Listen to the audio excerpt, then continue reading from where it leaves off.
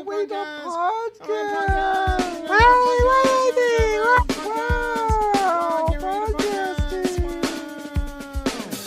Wow.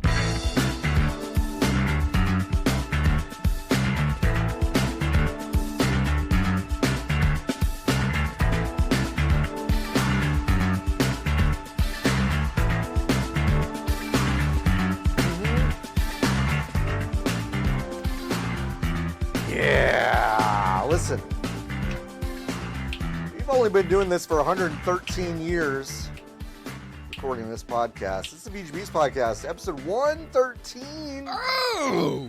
Whoa! That's a lot of podcasting, folks. I'm one of your hosts, John Warren. With me are my two forever co-hosts, Niki Grayson and Lotus.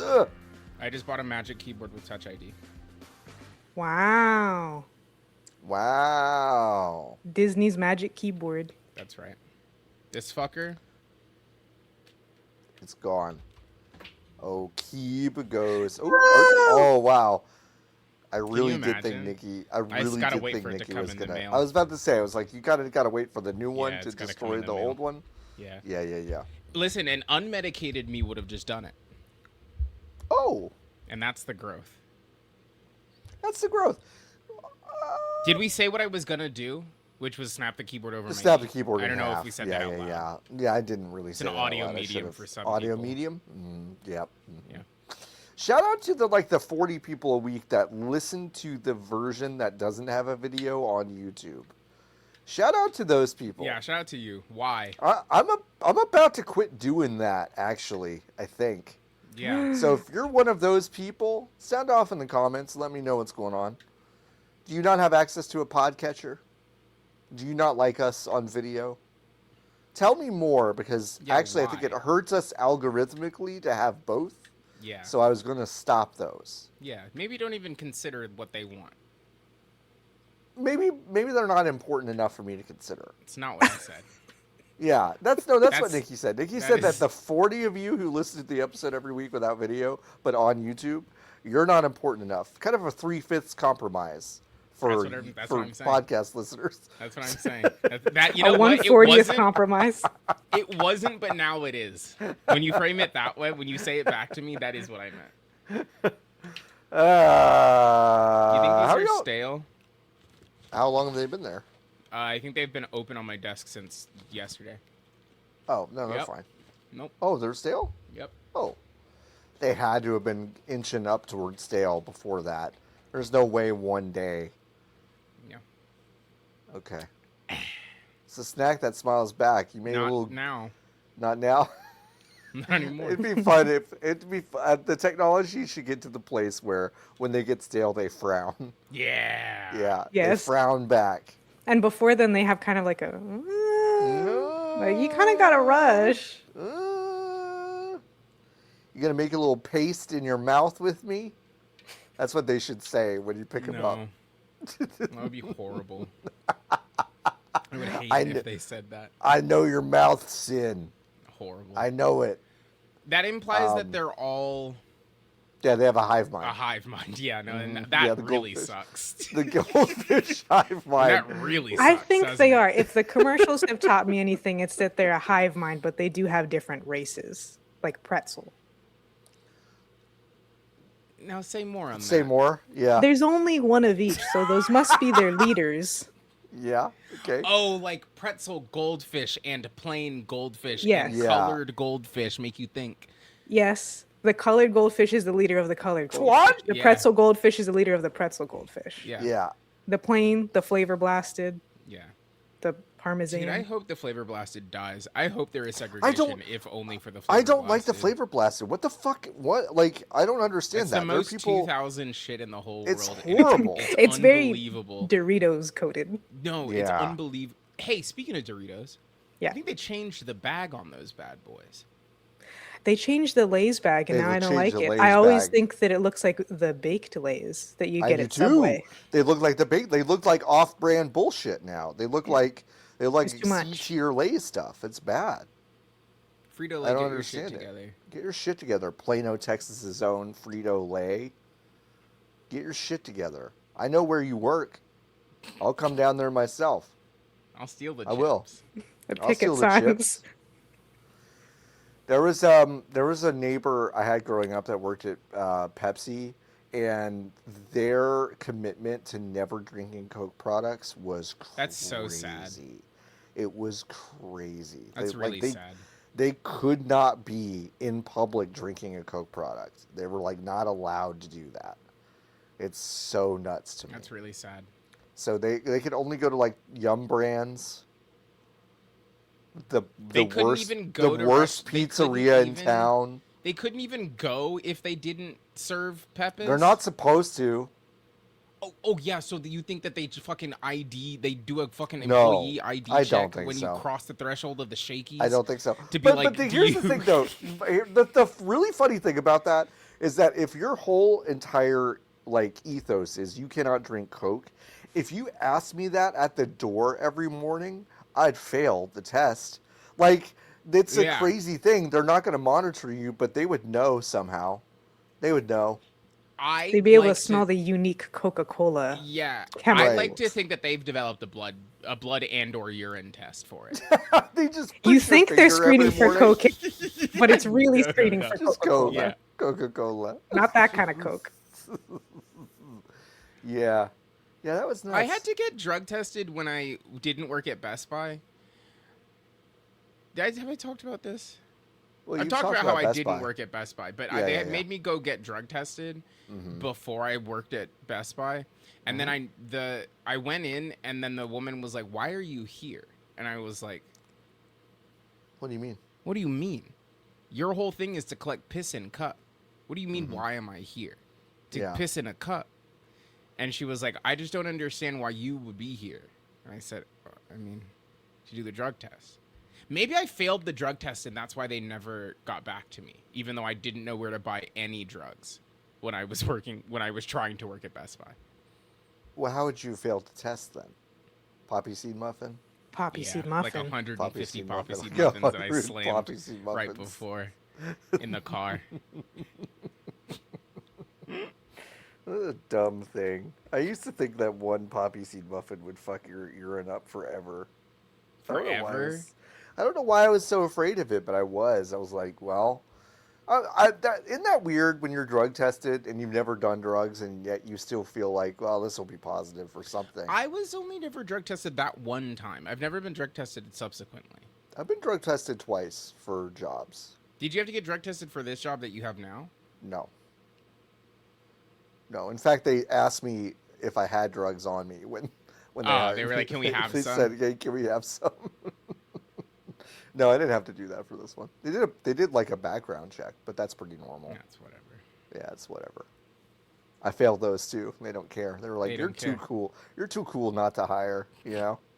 I was like, "I know. I get it. You got to be Mr. Fun. You got to be." That just Mr. comes with Fun. some perks. Did I steal that school bus full of kids? Maybe. Doesn't matter. Maybe. I'm fun. I'm your fun and I'm your cool. personality hire for the company. I stole a bus. We don't have much to talk about, but we do unfortunately need to talk about subscribing to VGBees.com. Why unfortunately? No, because I glanced at the agenda and forgot I did that part. Oh, So I see. I was like, listen, go to VGBees.com/join. Join the Hive. It's the only way you can materially support the program.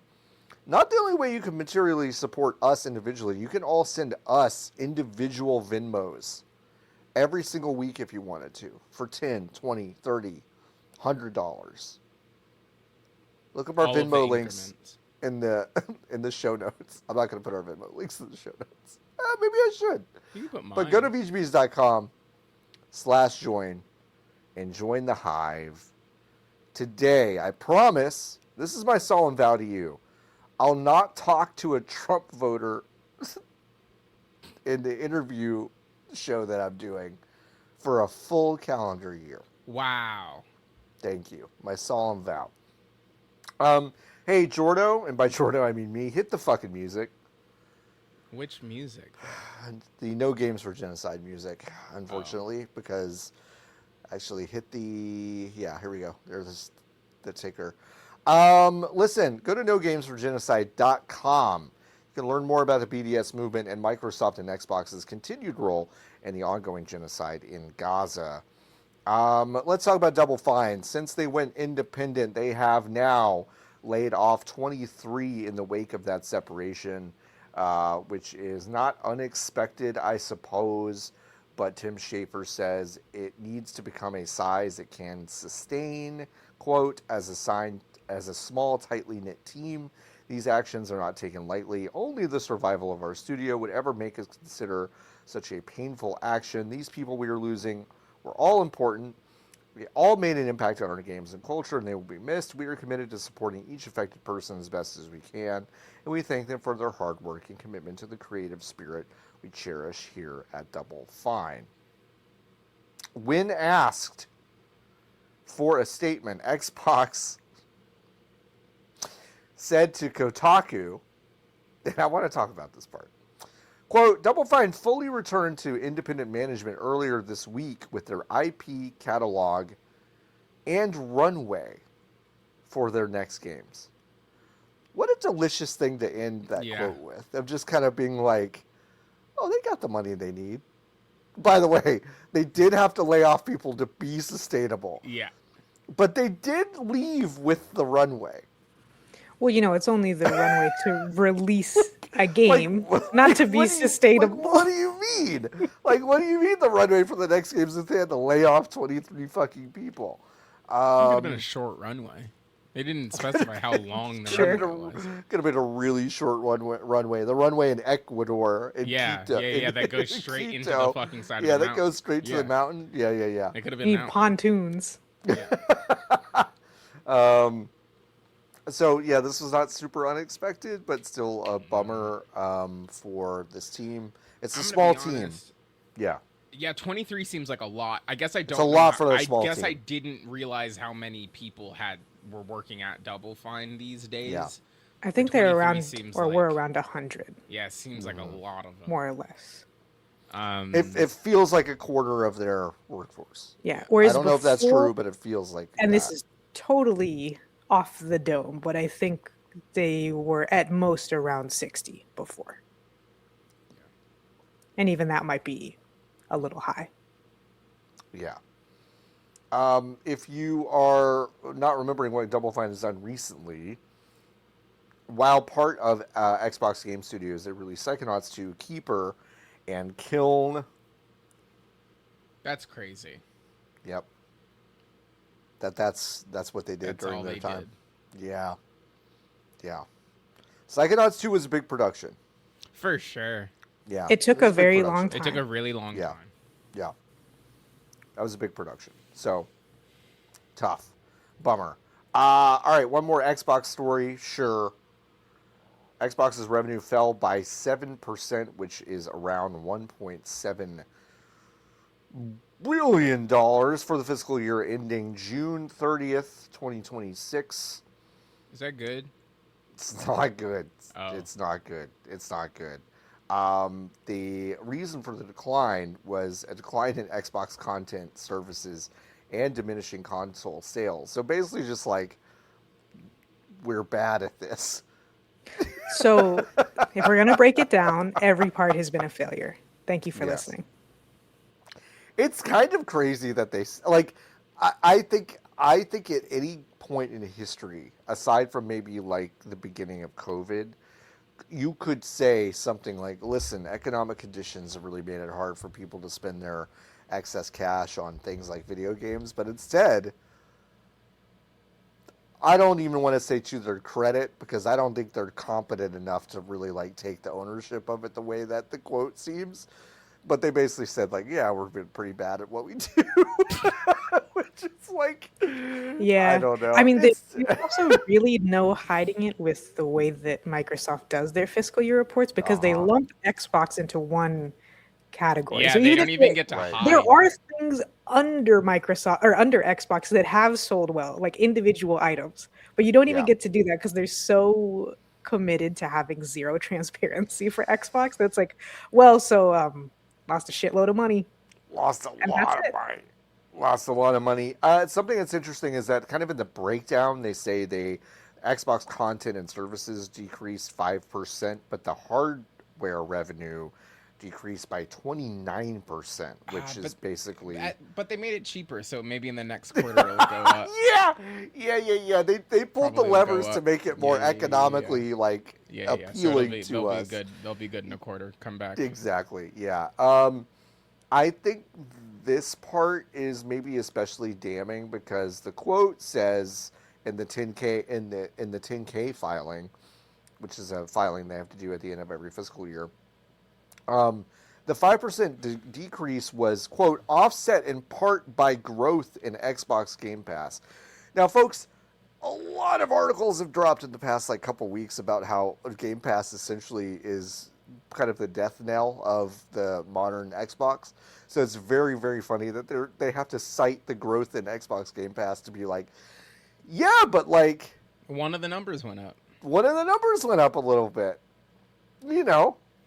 The other stuff isn't connected.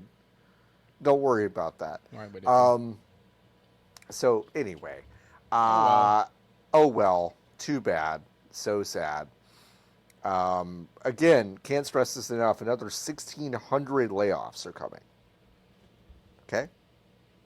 Is that bad? Okay. That's pretty bad. Okay. It's pretty bad. Go to No Games for Genocide. We don't need to talk about this anymore. BDS. Just go there. Sign the pledge. You'll see VGBees there soon enough. The three of us individually have signed it. The outlet will be there. Yeah, we realized all three of us have signed it and talk about it all the time, but VGBees.com was not on there, so we have to ask. Let's move on. Wait, is there? Sorry. No, go ahead. No. Let's not move on. No. Sorry, we can move on. That was an inside thought that got verbalized. Oh, an inside thought. see. Sorry. Hey, a news story that dropped late in the day today, or late in the week. Oh, great! This is what I was talking. This is what the thought was. I am so fucking excited. To once again be talking about our former employer Tencent on the program, the return of Tencent, and Jason Schreier, bless your heart for writing such a thorough piece on what is a very interesting story that I had basically forgotten about. I think it's a very interesting story. Okay. As I continue to believe that that Tencent's specific ethos about how they invest in things without really any, they spend so much money without making any sort of impact. They're the most irrelevant company in a lot of ways. I think it's very interesting. They're the Mets. They're the Mets. They're the Mets. They're the Mets. Except they don't have cool fans. Like you were about to break in a song. Yeah. They're the Mets. They're the Mets. They're the Mets. Do y'all remember the last Sentinel? I didn't until I kind of watched some of these videos that accompanied it. But Lightspeed is one of Tencent's satellite development studios that they own. It's like they started it themselves inside. They pushed a marketing push. For its first game, Last Sentinel. This was last year. This was a game that was supposed to compete with Grand Theft Auto.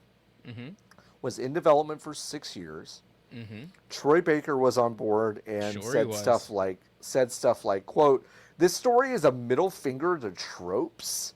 This takes everything you're expecting from a typical action adventure story and says, no, this one's different." Fuck you, Troy Baker. So also not a competitor to GTA. Not a competitor. GTA, kind of even a little. This sounds Not more like even a a little bit. mind's eye. It sounds like a mind's eye, which honestly, the timing of all of this lines up a little bit to Mind's Eye coming out and them going, oh. Yeah. If now, Mind's, how fucking awesome would it have been, though? Because the thing about Mind's Eye is that they only had $7. Back to back? They only had $7. But this game, they would have spent. They've spent Hundreds. So many. According dollars. to Jason Schreier, it's hundreds of millions of dollars.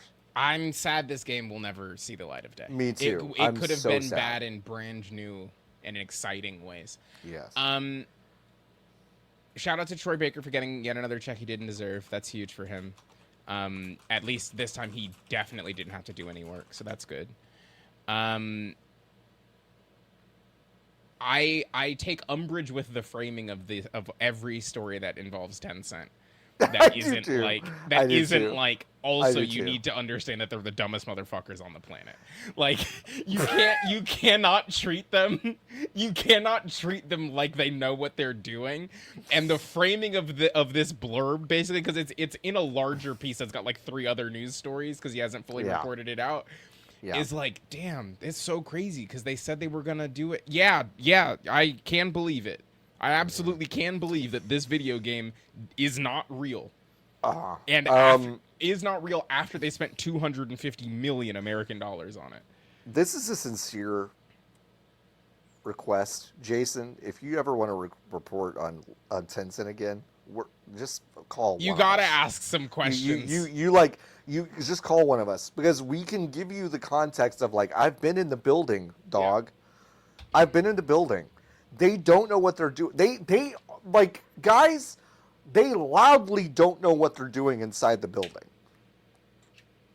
They are constantly asking the question, how do we do this inside the building? What is a video game? What is an audience? What is building something organically? They don't know what it is. Yeah. They straight up don't know what it is. I'm not exaggerating. They don't know what they're doing. It's kind of awesome. It's actually, like, genuinely, if you liked Fanbyte with any of your molecules, we just did what they do. They passed on the ethos to us of, we have all the money and we don't know what we're doing. And they just allowed us to do it. That is what they do. I've come to become one with the Tencent ethos. I used to resent it deeply, but now I kind of fuck with it, actually. Yeah. In the sense of, like, they did lay off some people this week, so I don't want to, like, downplay that. But I also know that we got laid off too, so whatever. Yeah, we got laid off too, so whatever. But they also do this when their high-level executives fuck up hugely. They just go, let's put you somewhere else for a little while. Yeah, why don't we put you in witness protection for a little while, and we could just like honestly, it's a good grift if you can get it. It's pretty good. I respect it. It's pretty good. I respect it. And listen, these people are gonna get paid out tasty. Yes. Oh yeah. It's gonna be fine. For sure. It's gonna be fine. If they don't get moved onto working on some other shit, they will get paid out so tasty. Yeah. It's fine. They're fine. It's the best company to lose your job at in video games is Tencent. It's the best one to get fired from. Because even more than the rest, and even pre-2023, you know it's coming. Yes. Well, you should. You should. You should. A lot of people don't in general. A lot of people don't. Yeah. But respectfully, that's on them. A you problem. Yeah, it's on them. Imagine working on this game, imagine entering year 4 of development on this video game and thinking it's coming out. Okay. The other thing is like, Lightspeed only had about a few hundred people working for it. Yeah, not enough guys. Not enough guys. They wanted to make something that was like kind of like Red Dead 2 or Grand Theft Auto, and they wanted to do it with like a couple hundred people. Not enough guys. Not enough guys. So that's really interesting. Good for them. They were paying above market, like well above market. As they did. Yep. They hired the San Diego studio lead of Rockstar Games, Steve Martin, who is not the banjo player. No way. That's not awesome. The banjo player. And they were like, "Yeah, come run Lightspeed." Did Lightspeed work in it was the our same old building? Same building. Okay. So Lightspeed, by the way, occupied a office space in Playa above Vista. The fluid vessel. Above. I think they were upstairs relative to the fluid vessel. The fluid vessel, for those who may not remember, was the design. God, it's on. We have screenshots somewhere. We gotta find them. Oh my god! I'm gonna type fluid vessel into Google Photos and see what happens. But the fluid vessel was what the interior designers for the Tencent office that we never worked in because of the never novel worked in. coronavirus. Yep. It's what they said. Hey, folks, I begged, and I mean like genuinely begged them to divest from this office space during the novel coronavirus. I said, we don't have to act like we have to be tethered to the space. And they're like, we do. And I'm like, all right. I remember I made a water bottle that said gamer fluid on the side. I do. That's the only thing that came up when I typed in fluid vessel into the computer. So, unfortunately, I have no images of the fluid vessel. Yeah. But that's what Ray, our HR director, referred to. Huh. One of these is, when I typed it in, is from March 22nd, 2022. And it is a 1 megapixel image at 1170 by 850. It was taken at 3:50 p.m. And it is of this. If you want to put this on the screen. Go to youtube.com/@VGBees if you want to see the visual of this. I will. Now what the fuck could this possibly be? What do you mean? Like, What could this possibly be? No, I Hey, know. I know it Nikki, is a fluid-filled condom. Okay. I was about to say. Don't say what fluid is it? for the listeners. It looks like water. It looks water. like water. It looks like water. But what? What? Well, what's in the bottom right, though, huh? Because there's also there are a lot of condoms filled with something. What At is least going 3. on? There are at least 3 condoms filled with water here. So you took this when? Do you know when you took this? It's not clear who took it. There's no additional metadata other than the date and the resolution of the image. It's a really low-res image, folks. Anyway, that's all I have for you. Thank you so much. You're welcome. I don't really have anything else to say about this. Oh, did you want to It's just explain the amazing. fluid vessel fully? Oh, sorry. Did I? Yeah. It was the design ethos for the office, which is which they said it was supposed to be a fluid vessel, an open plan office. It was not even a little bit. You could not see the other side of the office from even when you opened the door. You opened the door and were looking at a wall. Then you had to. It was also pitch fucking black in there, dark as hell because there were no windows. Yeah. The windows were on on the front and the back sides, and then it was entirely concrete. It felt like when you would walk out from street level, walk into the room, and it felt like you went 15 stories down into a basement. Yeah. This office space had a lot of large windows in it, and the layout did everything it could to essentially block the natural light. Yeah, it was awesome.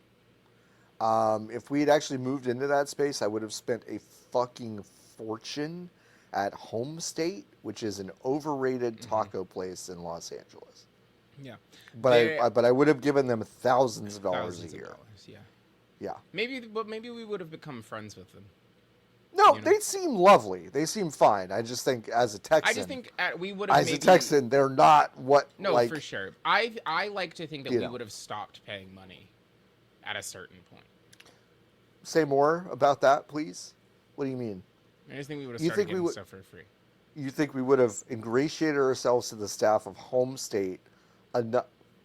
Like Smosh hasn't even done that. You think we would do that? You think we would Yeah. be in with the Well, Home State people so they much? probably believe that Smosh has money. Fanbite? Fanbite doesn't. Maybe they Yeah, take Lotus, some pity. really good point. That's a really good point. They'd see a gaggle of fanbites walk in and go, I think we should give them something. Here's the thing. Something to look Here's the forward thing. to. Here's the thing. Alex Lynn, if you're listening Yeah. to me, He's not. you're not. Alex Lynn, hire us back. Just hire Give us back. give us a $100 million budget, like they gave Lightspeed to make Yeah. the last Sentinel. It's just 100 mil. Just see what we could do. I think we what can do do you- it better this time. I think we. I thought you meant lights. I thought you meant the game. Nah. No, I no, think no, the- no, no, I no. think the website wouldn't make your phone hot. I would go so far as to Step guarantee that the website we would make wouldn't make your phone hot. We would not make your phone hot. We wouldn't make your phone hot. I don't think we would have any ads on it. We would have no ads. It'd be a no ads website. How do we make money? That's your problem That's to your solve, problem, Alex. That's your problem. Just It figure should it be out. a subscription where you can put in a novelty ad for something that's not real. I agree. That's great. That's great. Maybe we would Done. still have jobs if you let me do fanbyte.com/ads, like I tried to get us to do every. That's a fucking really. meeting. I regret. Nikki, I don't have that many like sincere regrets in life. I do actually regret not setting that up because like it would have. But I don't think anything would have stopped us from getting this done. obviously. It would have been free. Like it would have been free to set up, and we should have just set it up. I agree, John. It's because it was a good idea. It's a really funny idea. A page that was an infinite scroll of ads. That's it. fanbyte.com/ads. Just it's ad really units funny. all the way down. It's a really funny. Like there would be. Listen, 100 I know any one of you autoplay ads. listening to VGBees right now. One of you would have done that. Yes. One of you would have done it. John's asking the dogs to be quiet. I mean, look, Tumblr has ads and they're not good, but there's a whole novelty culture around how the ads are not good. And the fact that you can just pay to make someone else's post an ad, which is really funny. Wait, you can pay to make You don't know someone about this? else's post an Oh. advertisement? Nikki, this is why you still have money in your bank account right now. Yes, on Tumblr, if you don't have the setting turned off, someone else can pay to promote Wait, that your fucking post rocks. and turn it into a commercial That rocks. that plays on that is on the site and is that fucking algorithmically rules. promoted to people. That's awesome. They got. Hey, my dogs got really mad at someone. They're still for now, going a so They're little. still What pretty happened? mad, but they got really mad. Do you need to get your You need AR-15? to- Yeah. We have, yeah, let me load her up. Let And me just load go her out up, there get and, up on my porch. hold it kind of down like this. No, I think I've seen these guys. They're around selling either solar panels or roof tiles or whatever, right? They just go door to door. I think they probably knocked on my door. And your I didn't dogs hear it. hate renewable They energy, famously. hate it. Why did They're I like- just get a notification from the Apple App Store that just says Marvel Contest of Champions bundle? Power up your roster with 3 super boosted Spidey heroes, only $2.99 for a limited time. Wow. I suppose because you don't have commercials disabled. But I've never received an advert like a notification from the App Store before. Interesting. Notifications. Oh, off. Off. Well, I Off. fixed it. Thanks, Lotus. Off. You're welcome. Thanks, Lotus. All in a day's work. Wow. We don't have that much news this week. We have one more story. It's Super Mario Sunshine is coming to Nintendo Switch Online on August 13th. And there's no other part of the news story. That's it. But I wanted to say, like, y'all like that game? Yeah, it's pretty good. This was my first one. I didn't like it as a kid, so I don't know. Okay, so this was your first one, Nikki. That does make sense. I I was about to have some sort of like goofy boomer panic, but I'm like, no, that makes sense. That would be your first one. And you liked it when you didn't like it when you were a kid? I didn't like it when I was a kid. Okay. I was, based on the timeline, certainly too young to complete Super Mario Sunshine, if I have the date right. And so I don't super remember playing it. I just remember not liking it, and then playing and liking Galaxy a lot. Yeah, because that's a good It's one. a very good video game. Yeah. I did always like the Piantas though. I just thought they were funny. Yeah, I loved the guys in Sunshine. And I love the vibe of Sunshine. I like it because it was the first one I played, and then I think I don't really have any. I think having like big opinions about this is like a 35 to older video game industry. You're like Nikki. Sickness. Be careful. You're not that far away. So let's said just 30, but I'm not 35. Yeah, I know, but you're not that far away. So let's like pump the critically, brakes. I'm not 35. I understand. Every single but you're person, not that far away. Every single I person can't who has wait. beef. Holy fuck. I can't wait for washed Niki era. What does that look like? No, who knows? I'm so excited about life. I know. Suddenly. I know. Exciting. Whoa, I'm really excited. It's gonna be really cool. It's but gonna be I'm really saying cool. that right now. Yeah. The only people who give a shit about whether or not Super Mario Sunshine is good is the Dan Reicherts of the world. With love. Yeah. Who gives a shit? Come on.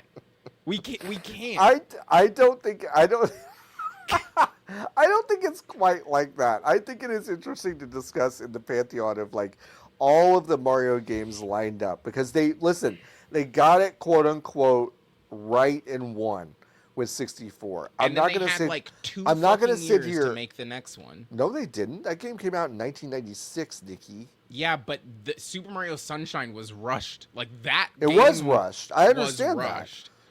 That game was clearly rushed. And I do think that's interesting. They had 6 years in between those. They wanted to make probably a follow-up on the Nintendo 64 and decided, okay, we need a killer app on the fucking GameCube, so let's rush this thing and add some components. So I do think it is interesting from the standpoint of like, it's the black sheep of this series, and the worst Mario game is still pretty fucking good. Yeah. The worst part about it is that sometimes when you do the 3D, like the non-flood levels, the floodless levels, yeah, which are good, sometimes you fall through the floor. Yeah, and that's I will say, that's unpleasant. That is unpleasant. But it's. I think it is interesting because it's one of Nintendo's buggiest games.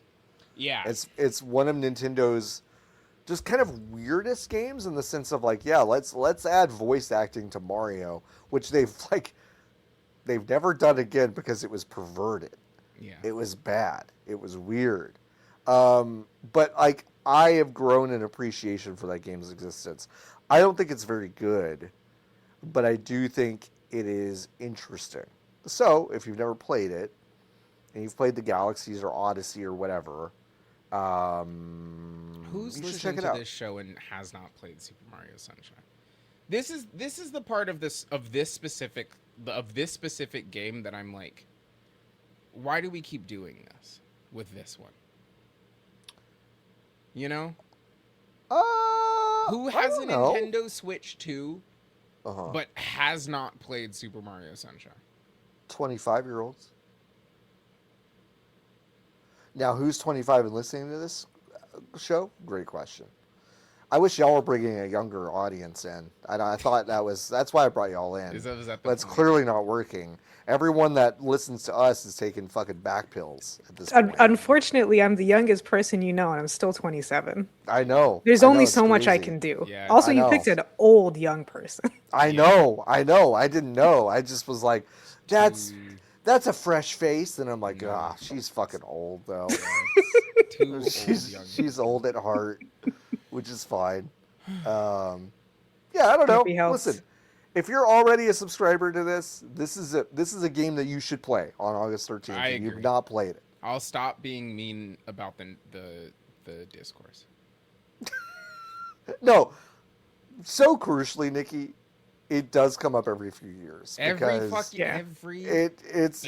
months. Yeah, like, it is. Yo, have it's you ever heard of little annoying. Yes, it's a 3D. It's the second 3D Mario game. Right. Yes. We're all aware. Yes. It's the first 3D Mario. Here's the thing about 3D Mario games.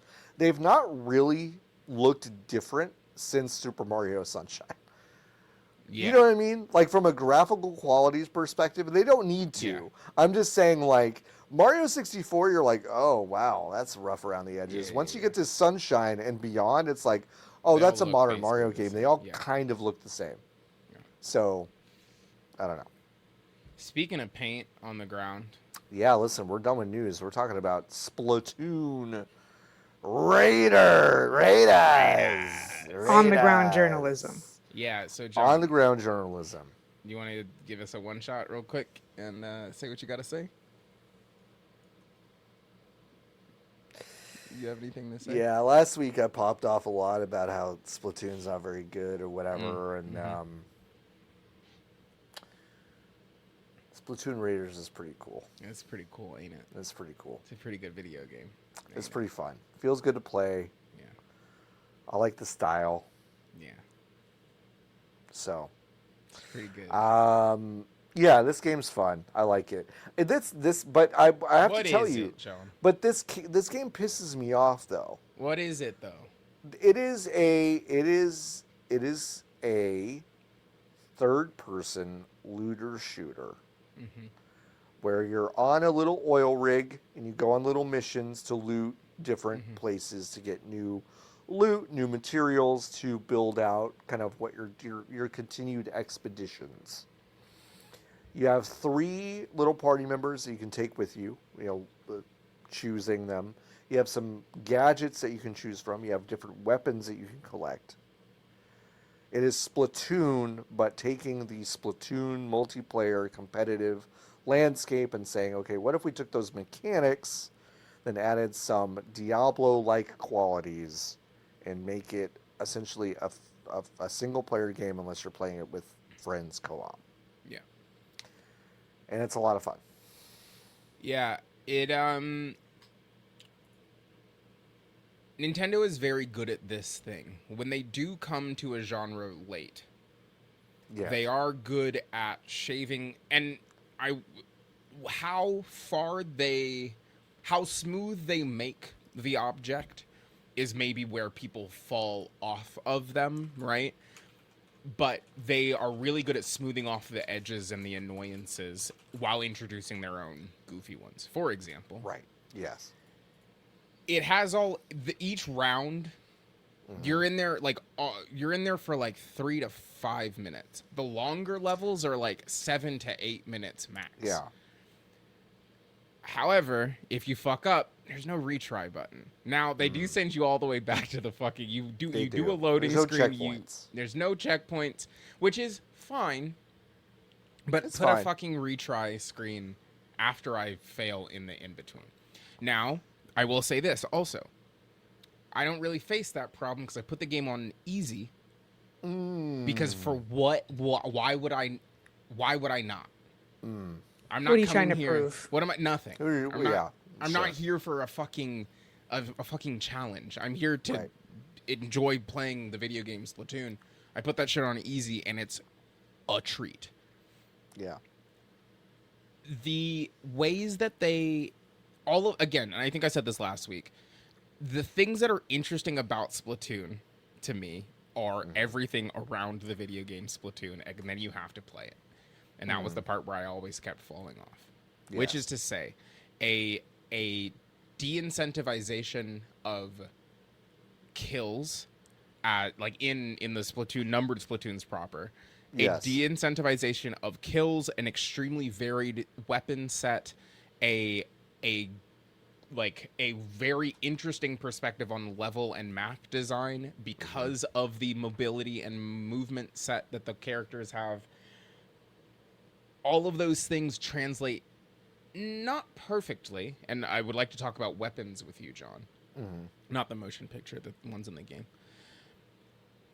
About the ways that, for example, in Turf War, in the numbered Splatoon games, the goal is not to kill the most people. It is by the end of the amount of time, you want to have more of the area painted in your team's color than the other team. Yes. It becomes an area denial kind of an experience. Area denial is still very, very important in this because every single enemy, it's a horde-based firefight style situation. They can shoot their own paint. Yes, they can. They're all shooting their own paint, and it will encroach on your mobile space. Yes. So you are using the abilities and your ult and your gadgets and your weapon to constantly push back on the flood of enemies that are coming. And they also it's not only about mobility, it's about reloading. Yes, that's how you reload is your exactly. Yeah. Yes. So that loop and that flow is really good. Where I do think it falls apart because it is a single player experience is that you are really not incentivized to use any other weapon than whichever one feels best to you at any given time. I agree with that completely. If you're playing it co-op, then yeah, you can be like, well, now I get to use the paint roller, or I get to use the grenade launcher or whatever. Because someone else is covering the other part. The other distances. But yes. I just find myself just using whatever the assault rifle equivalent is. Agreed. Or I'll switch over to the Splat dualies, which is like the akimbo pistols that, like, when you double tap the jump button, it lets you do a roll that helps you reload really quickly. And the other weapons are really cool, but also you don't get the DPS required, or I have not figured out how to get my loadout to the point where I'm getting the DPS required to do all of the things that I want to do. What gadget rollout are you doing?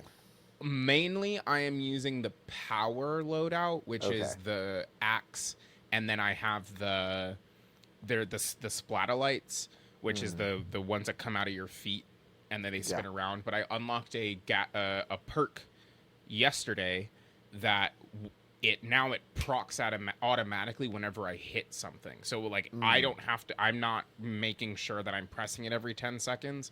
As long as I'm shooting every single time the countdown or the cooldown timer goes off, then it procs again, and it's much bigger. And as I move forward, it paints the area around me, so then I can push forward and then fall back into the space that I've already painted. And it, like, that push pull feels really nice. Yeah, I agree. I use the support one, which is kind of like, shooting like a little turret out to basically cover a space and cover what you're doing. I want to experiment with the other gadgets as well. But I agree with you. I've tried some of the other weapons, and I just can't, because I didn't put it on easy. I've got it on normal, and especially on normal, I'm getting kind of fucked and overwhelmed almost immediately by using the other weapons. Which is really cool. Which is fine. That honestly happens on the regular difficult, like on child difficulty, right? Like, it is still... It's a tough game. It is still a challenge. It's not, it's not... There is some toughness to it, but like I have only gotten used to the most basic weapon and the most basic kind of distance thing.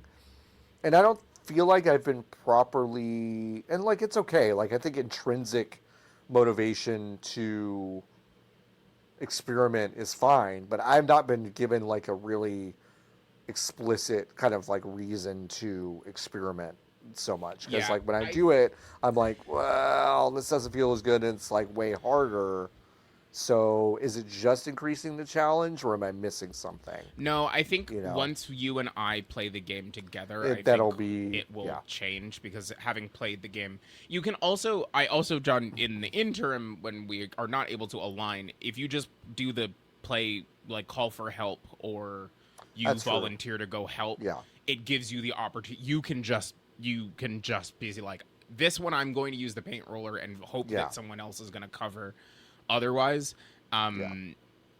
Because like there is the online component, like John said, is a co-op situation, and it scales the difficulty up, and it scales the HP of all of the guys up relative to the number of people 1 through 4 that you have in your game.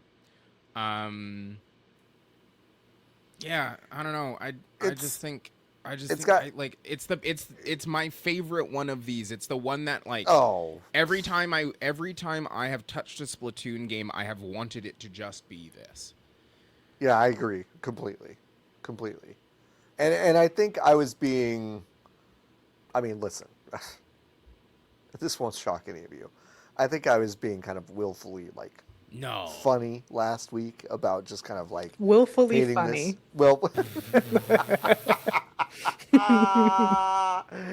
Willfully stupid, let's call it, about like, because part of me was kind of like, this vibe, the fashion of it all, the coolness of it all, but wrapped up in a package that actually does appeal to me, like a single player experience where I'm just kind of fucking around. Like, that is actually appealing, and I was pleasantly surprised to find that it is quite fun to play. It's really good. I will say something that is really interesting to me is that the music, while good, is nothing like Yeah. the rest of the Splatoon music. Yeah. It is so much more industrial, so much more Yeah. ambient. It's Like really the enemies make weird. the enemies make weird noises. Yeah. Like the sound design in this game is kind of strange. Like it's a bright, haunting. like the sun is fucking out, especially in these big early levels. Yeah. And yet these enemies that show up are just like, it's like, wait, what is happening? Is that what it's really like strange. In is it called Salmon Run? The like campaign mode. I don't know. I never played that. It's kind of like that. Yes. Yeah. But yeah, it is. There is a disparity in the sound, or disparity is maybe not it, but there's a gulf between like what the sound design is telling you to feel and what the visuals are telling you to feel. And I will say, John, as you get further and further into the game and you get into different areas, the gulf starts to kind of do one of these. It starts to level out. Yeah. Yeah, that makes sense. I expected as much, but those early sound design cues, I was like, well, this is a much kind of darker experience than I think I would have expected. So it also is it is just Metal Gear Solid 5 from a plot perspective. It really is. It really is. You're on this rig in the middle of nowhere, and you go on individual missions to go do specific things. Yes. Yeah, you're right. The game starts, you think you're fucking dead. Mm-hmm. Yep. From a helicopter crash. Yep. Mm-hmm. You come back, and you're not actually sure whether or not you're the same guy that you were when the helicopter crash. Yep. And yeah, you have Mother Base, and it vibes wise, it's really funny. Solid 5. Yeah, and everyone breathes through their skin. Just like Quiet. Quiet, yeah. Yeah, just like Quiet. Titties are also everywhere. Titties everywhere. Squid titties. Squiddies. That's not true. Everywhere. They're children. Squiddies. They're fucking children. Yeah, they are children, huh? I did see someone online go like, I don't have a type. Maybe I do have a type, and then posted one of the squids, and I was like, these are kids, aren't they? It's a child. They're not kids, huh? They're I spend my time in fandoms, and I know too much about the Squid Girls. As a result, they're not kids. They are not kids. Legally, Nintendo has said that they are not kids. Oh, great! They're adults. So which funny. Is great. Miyamoto had to go on cam and be like, "They're not kids." Don't worry. You can fuck the little girl-looking one with the single front tooth like a baby. Yeah, it's like okay. A baby. It's fine. Yeah, like a baby. Jesus Christ. Aren't they called Squid Kids? They are called Squid Kids, though, huh? They're called Inklings. They're not called Squid Kids. Inklings. That's different. Inklings. That's right. A Squid Kid is just a song. Maybe they call some of them Squid Kids. I don't know. But I know it's you're a kid now, you're a squid now. But they are called Inklings. When you type Inklings in, AI overview on Google says the Inklings were an informal 20th century literary discussion group at the University of Oxford centered on C.S. Lewis, J.R.R. Tolkien, and Charles Williams, which is absolutely what I meant. That's absolutely what you meant, yeah. Nikki, do you have anything else to say about this game? No, I mean, other than I was fucking right. Yeah, you're right. Play the music. I mean, that's yeah, there it is. Thanks. Yeah, no, I'm. It's very funny. I'm pleasantly surprised at the game, even though I thought it was going to be good. I kind of did not expect to like it as much as I do, and the cadence of it is really nice. Like the ability for me to be like, I'm turning the video game on. I have 15 minutes. And I can feel like I make meaningful accomplishments in those 15 minutes before I have to get in my car and go to work. After I've like eaten breakfast is really, really nice. Yeah. I wish the merchandise for this video game didn't suck. Yeah, me too. Well, not that I would ever buy anything based on a video game. That's embarrassing. Ever. That's literally not true. But Nikki, that's so lame. Someone might do that, you think? Someone might buy a Judy Hopps Funko Pop? Gross. Fucking disgusting. My favorite video game, the motion picture Zootopia. Zootopia. There's definitely a game. There is a game. We should all play the Zootopia game. We should play the Let's Zootopia play all of them. game. Let's play all of them. Lotus, you played a game called Endacopia. I have not played a lot of it. Not to my knowledge. Which, by the way, folks, drop the fucking banner. Brand new game. Came out just a couple days ago. Congratulations, Lotus. I'm doing it. Well, people are still releasing adventure games, so it means that every once in a while, I do come around. But yeah, I haven't played very much of it, but this has been like, if you're a loser on the internet, it has been heavily hyped for several years now, like 4 or 5 years now. It is technically a point and click adventure game by an artist on YouTube who had like kind of gained a pretty sizable following, and it's got some like weird unreality surrealism, like horror elements, which often is liked by the youth on youtube.com. Sure. So yeah, it has been doing numbers. You can WASD in this game, and I don't like it. I never like when point and clicks do that. Yeah. I should not need to use the keyboard in a point and click game ever. I agree. Because the pointing is mandatory. It's called pointing. It's called pointing and clicking. Yeah. It's not called WASD. It's not WASD and pointing and clicking. No. But yeah, it's definitely more on the walkie adventure side than the puzzle side so far. It's kind of like that mini game cadence where you explore for a little bit and then you have to do like a little fighting mini game or a little, train running on the tracks mini game. You have to go through a maze, yada yada. A lot of reflex based mini games, which makes sense if it's for the youths because they have better reflexes.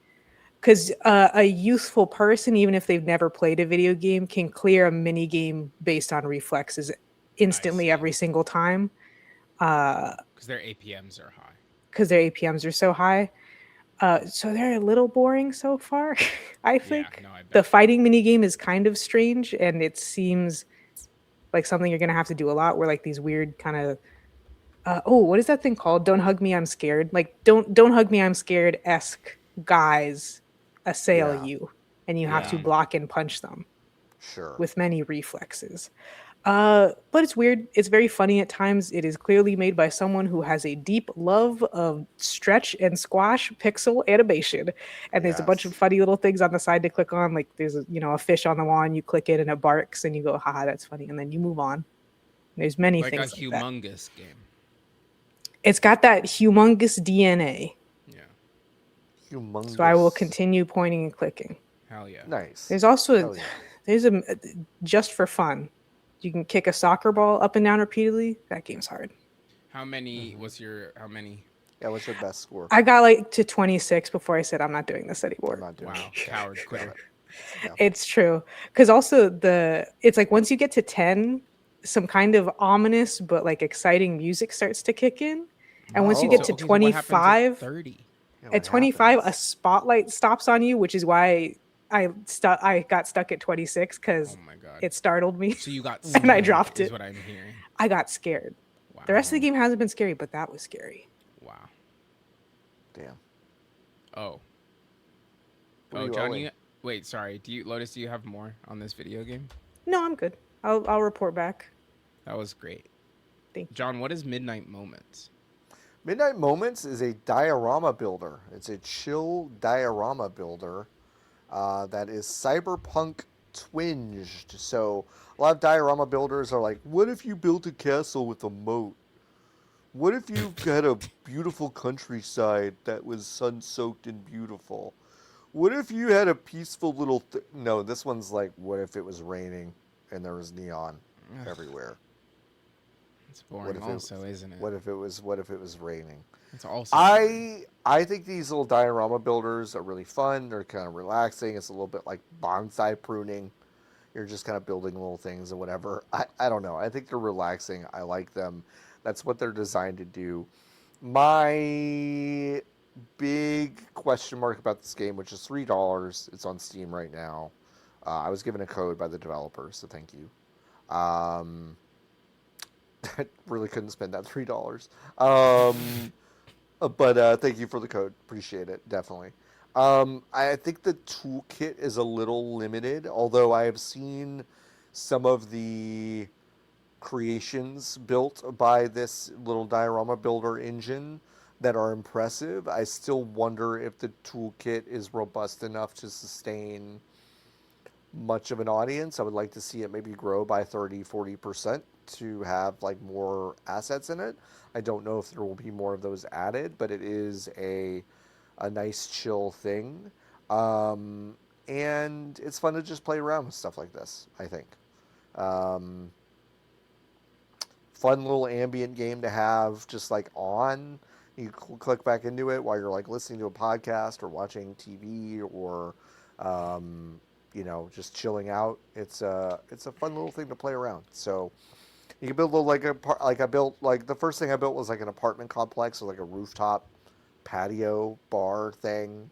You could drop people into it. Then there'll be like on their cell phone or talking to each other or whatever. Do they like do any? They don't really interact with each other in any meaningful way. I kind of thought that maybe that was the case, but no, they just kind of chill, sit there and do their little thing. So there's no goal, there's no end game.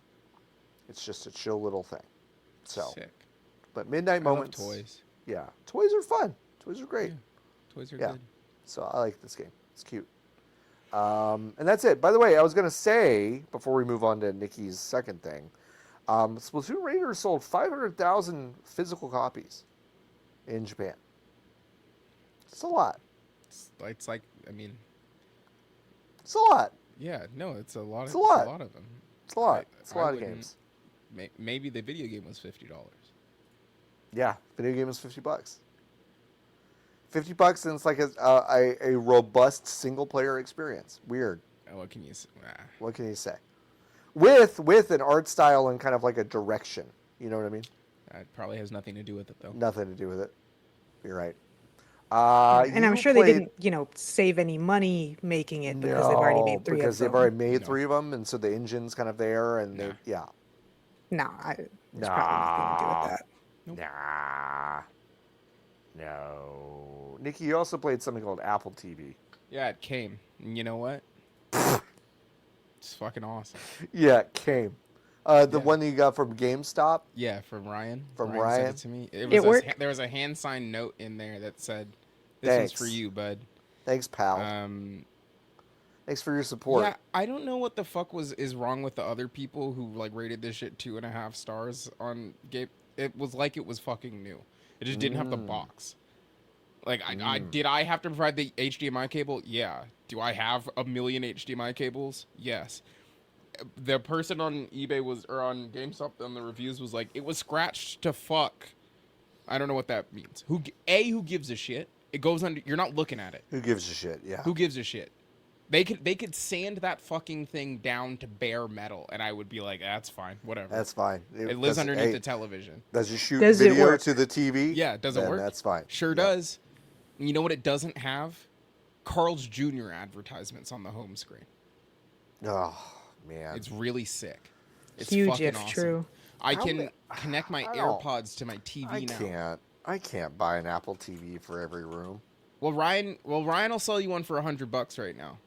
Unless I bought the last one. If you had an Apple TV in the other room, the dogs wouldn't freak out so much. That's exactly They wouldn't right. freak out. You could put on their Coco Melon. Exactly. The dogs are Coco Melon. Dog Coco Melon. Actually, they like Mind Hunter, the one about serial killers. They just sit there and they're like, hello, yes, Mr. Policeman. Yep. The one thing I will say was legitimately interesting is that I plugged it in, and then I basically didn't have to set it up. It was really it was the coolest thing in the entire world. I plugged it in, it turned on, and then it was like, hey, do you have an iPhone? And then I picked up my iPhone, and it had already sent me the notification that was like, hey, walk over to the Apple TV and tap your phone on the Apple TV. So I got up and I tapped it on the Apple TV, and then it was like, all right, bet. And then 30 seconds later, it was at the home screen, and it had logged me into all of my shit. It had connected itself to Wi-Fi, and it had started downloading the apps that it didn't have. And the thing that was very confusing to me, there's Filbert. You know, sometimes the walled garden does work. It's really nice sometimes inside of the wall. It's really nice. Hello. Hello, Oh, Filbert. now they'll behave. Yeah. Oh, there's a baby. Him just a little baby, and him never done anything wrong. The thing that part is not actually interesting. That's just, I think, what technology could be. All of the time, we just choose to not have it be that way. The thing that was interesting is that I didn't even realize that the Apple TV was out of date, update-wise, because it just worked when I plugged it in. It just worked. And then when I went to go download the F1 app, because I don't have that on my phone, I went to the App Store and I clicked it, and then the App Store was like, hey, the newest version of this wants the newest version of tvOS, but you don't have that. So we'll just give you the last version that worked on this thing. That's crazy. That's amazing. And then it just downloaded the last version that worked while it downloaded the incredible. update for the thing in the background. Yeah. Like why? It could just work like that. It could just work like that. Things could just work like that. The remote is one of the dumbest things on the whole. Let me go get it, actually.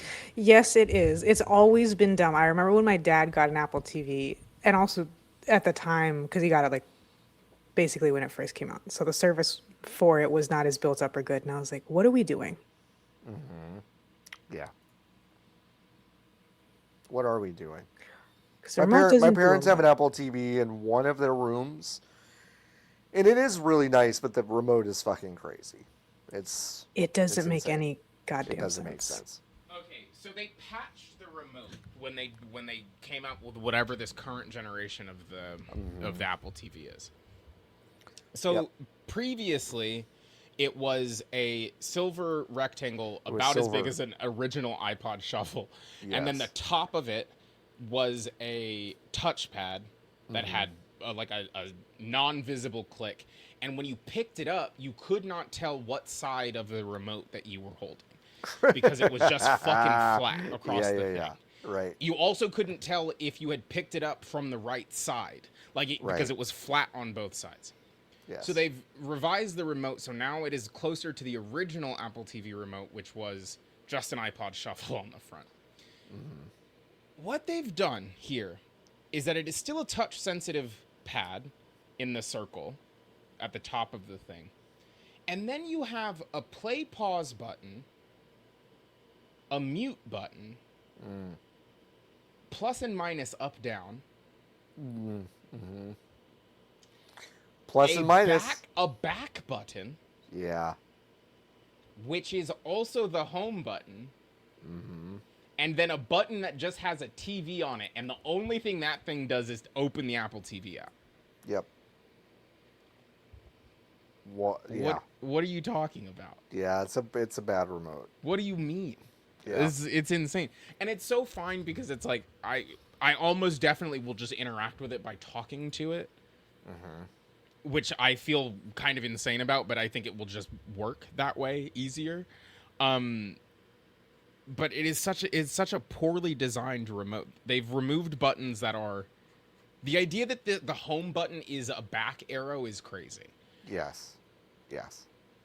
Anyway, that's my Apple TV experience. I haven't watched anything on it yet, but that's all I got for you. Well, we appreciate the update. Yeah. Apple TV. I'm glad you got it. I'm glad Ryan didn't scam you could watch Friday Night Baseball on Apple TV that I'm always hearing about. And I could do that today. You could get live updates on every single parlay. On DraftKings, yeah. Parlay. Sure. That's no, right. Legally distinct. They just put their little numbers on the side and they say, now you know. Now you know. That's just a thing for that every single pitch, every single at bat. They put the little numbers in the corner, just so you know. I did go to a Doyer game yesterday. A Doyer game? Oh, you saw... Wait, were you there Joe with Mina? didn't play. Wait, you were there with Mina Kimes? Oh, no, that was 2 days ago. I don't know where the fuck Mina Kimes is at all. Well, she was there to watch the Mariners play. Oh. Against the Dodgers. I wasn't there. Well, okay. I don't know. We won. I have no reviews of that other than the food item that I had at the ballpark was good. I got a pork katsu sandwich. Ooh. And that was yummy. It had it was lettuce, tomato, guac, pork katsu club. Ooh. It was yummy. Interesting. Okay. Little California katsu, you know? Yeah, kind of fun. Kind of like an Asian fusion restaurant. Kind of like an Asian fusion, like a California katsu. It's got the Asian fusion at Uniqlo Field. It's got the Uniqlo Field. It's got that fucking guac and French fry situation on it. It's really good. Are you all done? No, not quite. I only had my one thing. Yeah, no, please. If you have anything. No, it's like it's a pork katsu, but it's like Dodger style. Anyway. All of the food at that building fucking blows. Really? Like a Dodger dog isn't good? They're not. It's not the same anymore since they got rid of Farmer John. Since they destroyed the abattoir that was in the middle of the goddamn city like 10 years ago. Yeah. The Dodger dogs are off. I will say, it's on me. This is on me. The thing I'm about to say. Okay. Shout out to our office manager. For they put the whole thing together, and we did get $30 food vouchers. Okay, now we're talking. Ticket, so it was all free. You got half of a hot dog. Well, I actually could have. The hot dogs are like $6.50. I was about to say the Dodger prices are not the AT&T Stadium prices. You could have gotten a dog and one alcoholic beverage. Yes, that is exactly correct. Yep. Or I could have gotten half of an alcoholic beverage, depending on where I went. John's putting something in the. Oh, okay. My question is that regardless of the pricing situation, sure, my understanding of the fastest of fast foods, which is fast food that is inside of a sporting event, is the point is that it's very easy and fast to make, and that it takes like 3 things, and that it's really hard to fuck up. So how do we keep fucking it up? That's a great question, Lotus. I got, and again, this is on me, I did get a bread pudding sundae, which should not be hard, actually. No. Because you can batch bread pudding really easily. Yes. You just got to scoop it out. You put the ice cream on top. Bing, bang, boom. You're done. It was horrible. Horrible, terrible. I also think that the ice cream machines broke while we were in line. So the ice cream was not as cold as it should have been. And it instantly turned to soup. Like in the time between us going from the stand to our seats, and it was the stand directly behind our seats. Right. We were like behind the right field foul line. No, yes, the right field foul pole, like right there. And we were just the sweet dessert zone was in the section immediately behind us. And by the time we got back down, it was soup dripping everywhere, overfilled. Like the portion control was completely off, and then it was dripping out of the brim of the bucket hat. It was a miserable experience, and then it didn't taste good. So that was a bummer. That's very sad. Yeah. Because I don't want to have to exclusively order chicken strips and fries. Chicken strips and fries are very good. Yes. I don't want to have it be the only option whenever I attend an event.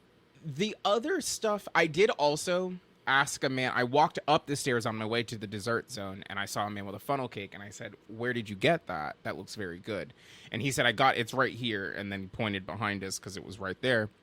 And he said, "I will say this, I have no fucking idea how I'm going to eat it." That was a quote. And I was size? Yeah, it was really big, like unwieldy and large, like a 3 or 4 person endeavor. And he seemed to be by himself. And I think this is a problem with stadium food, especially at baseball stadiums in this country. It's too much.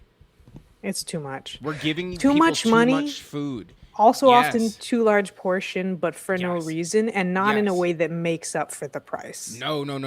Because if it was half as much and half as big, I think people would have a much better relationship to it. Except popcorn. Except- You can keep No, that popcorn- shit coming. no. For Yeah, me, yeah, yeah, Make it yeah, as yeah. big as for me, possible. Yeah. you Make can it as big keep as it possible. coming. Yeah, But, like, I agree with that. It does. The stuff doesn't need to be as big The as it is. Guineas. The Guineas are all, it's like you can't have just one, but you can't have 1.5. Yeah, You'd have to buy 2. And then I'm wasting Yeah. half of a Guinea. half of it. Yeah, Yeah. it's The nachos are out of control too. The nachos, are. too I much. just. Not I who- don't. someone nacho hat. Who's that? Astros?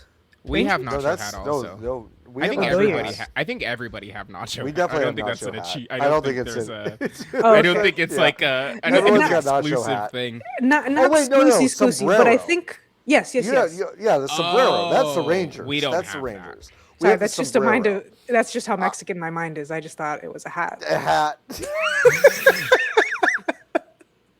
They're all sombreros to me. They're all hats to me. Lotus is like, all the mice run really fast, right? That's kind of my interpretation of, yeah. No, the Rangers have a sombrero filled with nachos. I did watch someone get one of those at the last game I was at. Yeah. Dumb. Yeah. Just dumb. Yeah. I will. It's nice in a photo to be like, haha, look what we fine, have. I but get that it's- it's a novel. No, I guess I mean it's- like a social media photo Sure. from Yeah, the yeah. Rangers. Yes, Like, look what we yes. have, novelty item, but you shouldn't Yeah. actually be allowed to order it. No. They should talk you out of it when you order it. They should go. There should be like "Nah." one person per game gets a raffle for it. Yeah, I agree. And with it's a that super completely. rare thing. No, literally one person in the whole stadium yeah, gets yeah. one every night. Yeah. Yeah. You're right. You should walk in and the ticket beeper should like do a little confetti or something, and you should be like, Yeah. you won you've gotten the thing. The application, we all use the same app. Every building uses the same app. It's the MLB Ballpark app. which we MLB all Ballpark, love. yeah. We all love It every day works we wake up. I Perfectly. love that we have to use it for minor league baseball games too now. Yeah. That's so cool. So That's really awesome. so fun. That's so really fun. awesome. Every day I wake up and I say, thank God for the MLB Ballpark app. Mm-hmm. Sucks. Just fucking bad. It's a bad app. Not even conceptually, like obviously conceptually it's insane that you need to download an application to go to A sporting ballpark. event. Yeah. You go click on the thing that's like, oh, it's like, great, awesome, welcome to Uniqlo Field at Dodger Stadium. The thing that the legal name of the building that everyone calls it. You want to find food, right? So you click on food and you just go to type in, where could I find if I wanted to, hypothetically speaking, I don't know, a hot dog. You type in hot dog, it's like, I don't know. They're like, okay, so you're looking for something, I can tell. We have an alphabetized list Yes. of anything you might be looking for. Yes. Sometimes food is not an option. Hot dog Yes. is not an option. You Yes. have to go to restaurants. Yep. They don't say where they are. No. And good luck No. trying to find a fucking bathroom. No, fuck you. If you're looking for a bathroom, go fuck yourself. Walk in a Also- circle until you run into one. Yeah, that's it. That's the solution. The other thing that's insane is that the whole point of food at baseball stadiums specifically is the fuck you novelty factor. You have to from a usability perspective, put each individual fuck ass item in the goddamn thing. If I I'm agree. looking for potato Yeah. taquitos, I need to be able to type potato taquitos into the fucking search box, and you I tell me completely exactly agree. where I can find it. I You can't completely just agree. say, the fucking 350 North Mexican Vittles. No, I don't no. know what that means. No. Also, someone else also sells pork taquitos, Yes. but they're Yeah. called burger restaurants. Right.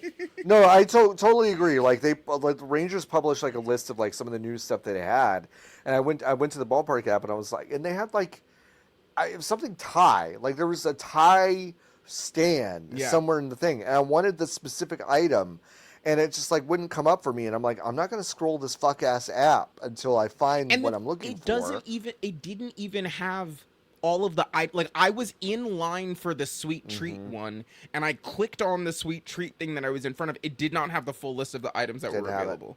Dumb. That takes the compute. Listen, I'm not saying to fucking use AI, but Major League Baseball would fucking love to use AI for this and say that the application is powered by Copilot. Yeah. And then be like, and what did they do? We walked around and we took pictures of all the menu boards, and we told Copilot to put them in the goddamn Copilot said app. What the words on them was. Yeah. And everyone's experience was better. Yeah. Like, yeah. I don't understand. Yeah. It makes no sense. I want to type into Ballpark app, I need to piss right now, and Copilot should be like, buddy, just turn around. There's one right behind you. No one's better at holding in their piss than you. But if I can offer a piece of advice, it'd be to turn around.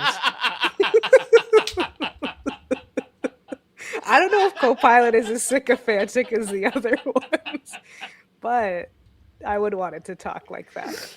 You're doing a great job, Piss Camel, but if you need something to relieve yourself quickly, yeah. This is a really reminder, based on your polymarket activity, it does have a 70% chance that Mike Trout is about to hit a dinger in the next inning, so you might want to try to hold it.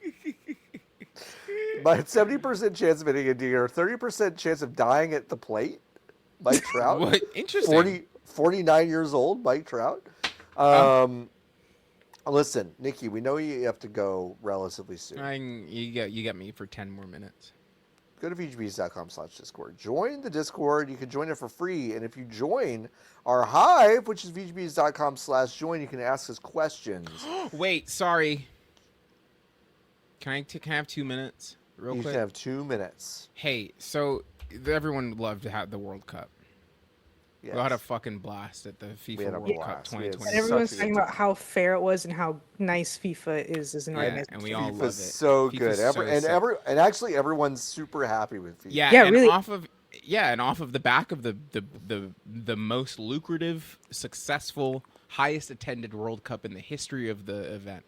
Mr. Giannis Infant said, I'm gonna sell it to somebody. I don't know who. I think we should sell it though. And really literally everyone was like, nah, bud, you aren't though. Yeah. So now he has to probably quit. He has to quit. It's so he was like, I think I'm gonna get JP Morgan Chase and Jared Kushner to get in here, and we're gonna try to sell the World Cup to somebody. And then all of Europe, even Russia. Everyone. They're not. Hey, Russia's not allowed. They're not even allowed. They aren't allowed. But they still have an opinion. And they said, "Nah, I think we're good on that, brother. I guess we're not gonna do it until you figure out your shit. We did just win it, and we're good on this. Actually, we're not gonna. We're good. CONCACAF a little bit softer, but the United States and Canada were like, nah, no, we're also okay." Donald Trump is our president, and we're also okay. We're also good. What are you talking about? Yeah. Imagine misreading it that bad. Misreading it, and also just like it's funny. Like, you know, listen, they're two different things. I understand that, but it's funny how some weeks we'll talk about unions and collective action on the show and be like, yeah, it's kind of like feels a little flaccid, you know, sometimes when it happens. And then sometimes collective action happens, just like, wow, that blew up so bad for you guys. Yeah, do you see how easy it was? You see how easy that is? That's incredible. You do that all of the time. And incredible. Anyway, as of like 45 minutes ago, he changed his mind. Oh, he's like, no, we're not going to sell it. Yanni's like, I'm good. Sorry. It was a joke, actually. That was actually a comedy joke that I'm trying out for the fucking president's correspondence dinner, the White House correspondence dinner. By Type 5. Cool prank we did. It's just a joke that we did. So we only have you for a couple of questions, maybe. So we'll start with My Hero Zero asking, when was the last time you hurt yourself in the kitchen? A question inspired by the nasty burn I just got from a pan lid. Where is it? Oh, it's here.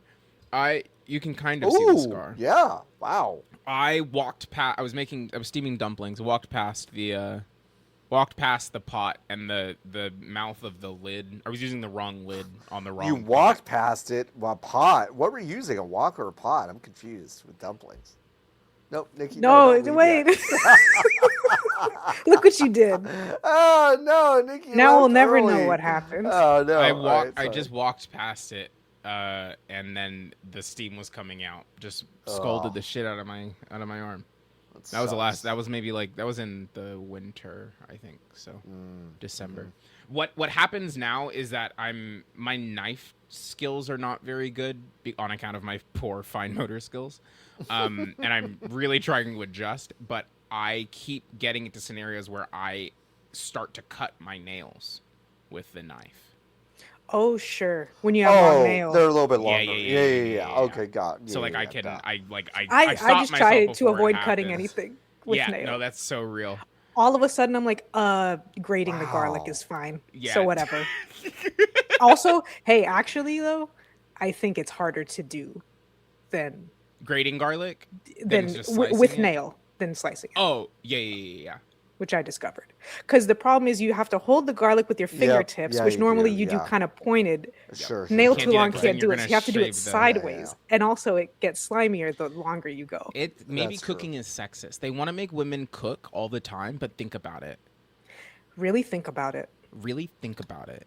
That's why we need to make acrylics for him. Oh. They didn't have nails back then, John. Not at all.